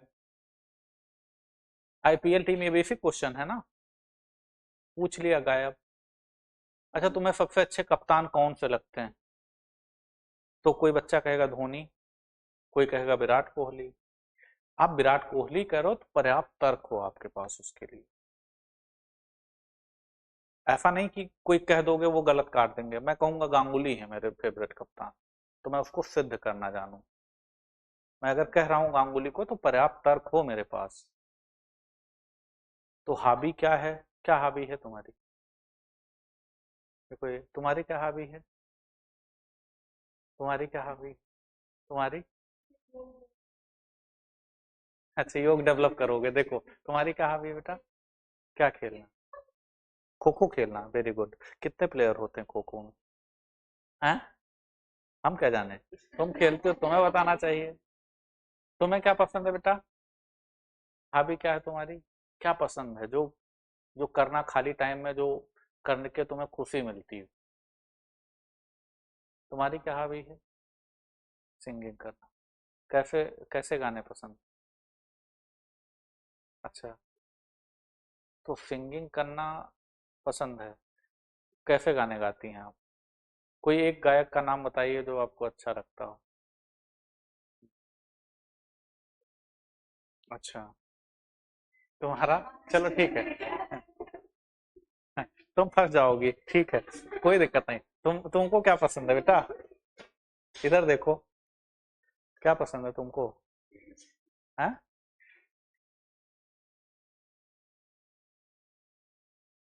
तुम बताओ। बास्केटबॉल, तुमको क्या पसंद है, वीडियो गेम खेलना, अच्छा ठीक है। तो बहुत सारी अब वीडियो गेम जैसे इन्होंने कहा है, ठीक है, तो वो पूछ सकता है कि इसके बहुत सारे नकारात्मक प्रभाव हैं। अभी जो चाइना वाला गेम कौन सा था जिससे ऐसे क्वेश्चन फंस जाएंगे, ठीक है, तो जैसे लिख रहे हो जिसको, उसके बारे में कंप्लीट तैयारी हो आपकी, जो भी लिख रहे हो, मतलब ये कोई दबाव मैं नहीं बना रहा हूँ।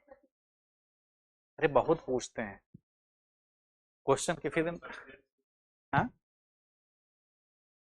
क्या चीज, बहुत बेसिक भी पूछते हैं, ऐसा नहीं कि बहुत टफ पूछेंगे, ठीक है। और और अच्छा है इसको अपना, जैसे बास्केटबॉल लिख रहे हो, थोड़ा थोड़ा उसके बारे में पढ़ते रहो, उसका जो इवेंट चल रहा हो, जैसे इन्होंने बताया खो खो, ठीक है, तो खो खो पता होना चाहिए नेशनल लेवल पर कहाँ कहाँ खेला जाता है, क्या क्या है उसके नियम कानून क्या है, सब आपको अच्छे से आना चाहिए। हाँ, तुम दिन भर मेहंदी लगाओगे सबको,